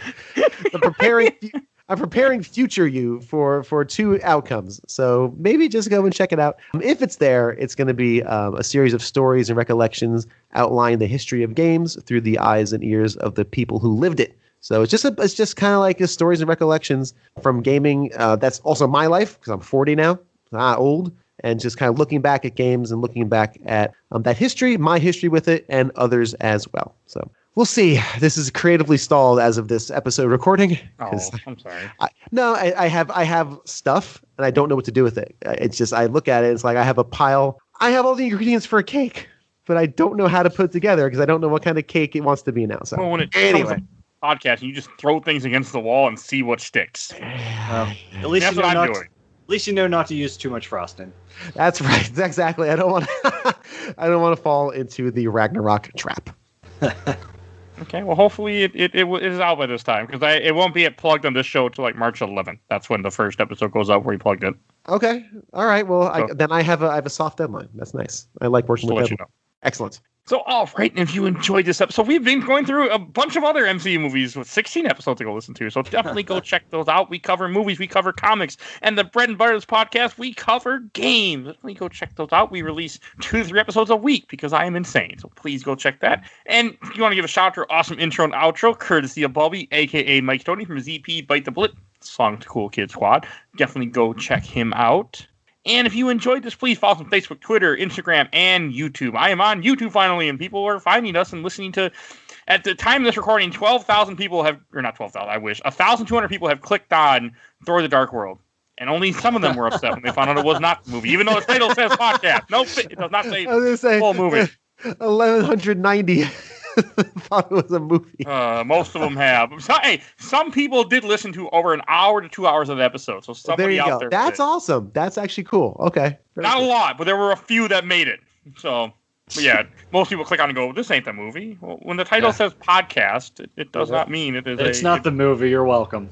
Well, if we put the movie on, YouTube would shut me down so fast. Yeah, it wouldn't even make it through the upload. Because, it's not like you have a person that goes look and report it. It's all algorithm. They'll just oh, wait, this is copyright. Nope, you're done. And then be like, oh, it's Thor: Dark World. Never mind. Carry on. Again, anyone's looking for Dark World, just sign up for Disney Plus for $6 and watch all the and then cancel it. I think it's worth it. Watch all the Dark World you want. You won't remember any of it, so it'll be perfect. You'll be like, what was that movie again? What did I just watch? What? Great. You don't need, okay. So please follow us on there. I think that's all I need to say. I would give out the Twitter handle, but it's just Games My Mom Found. If you Google Games My Mom Found, you'll find us. It's at Mom Found, I think. I don't care. Mom_found. Twitter just did that. I didn't know what the hell. I never used Twitter until I did for the show, so I was confused. Another day, another Doug.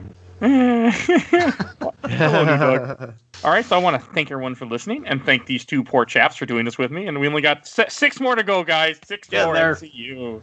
We're getting close. We're in the final phase 3 of 3. Yeah, there. Because the first 2 phases are 6 movies each. Get it? Okay. Yeah. All right, we will see you guys all next time. Bye, everybody. Bye, new Doug. Bye.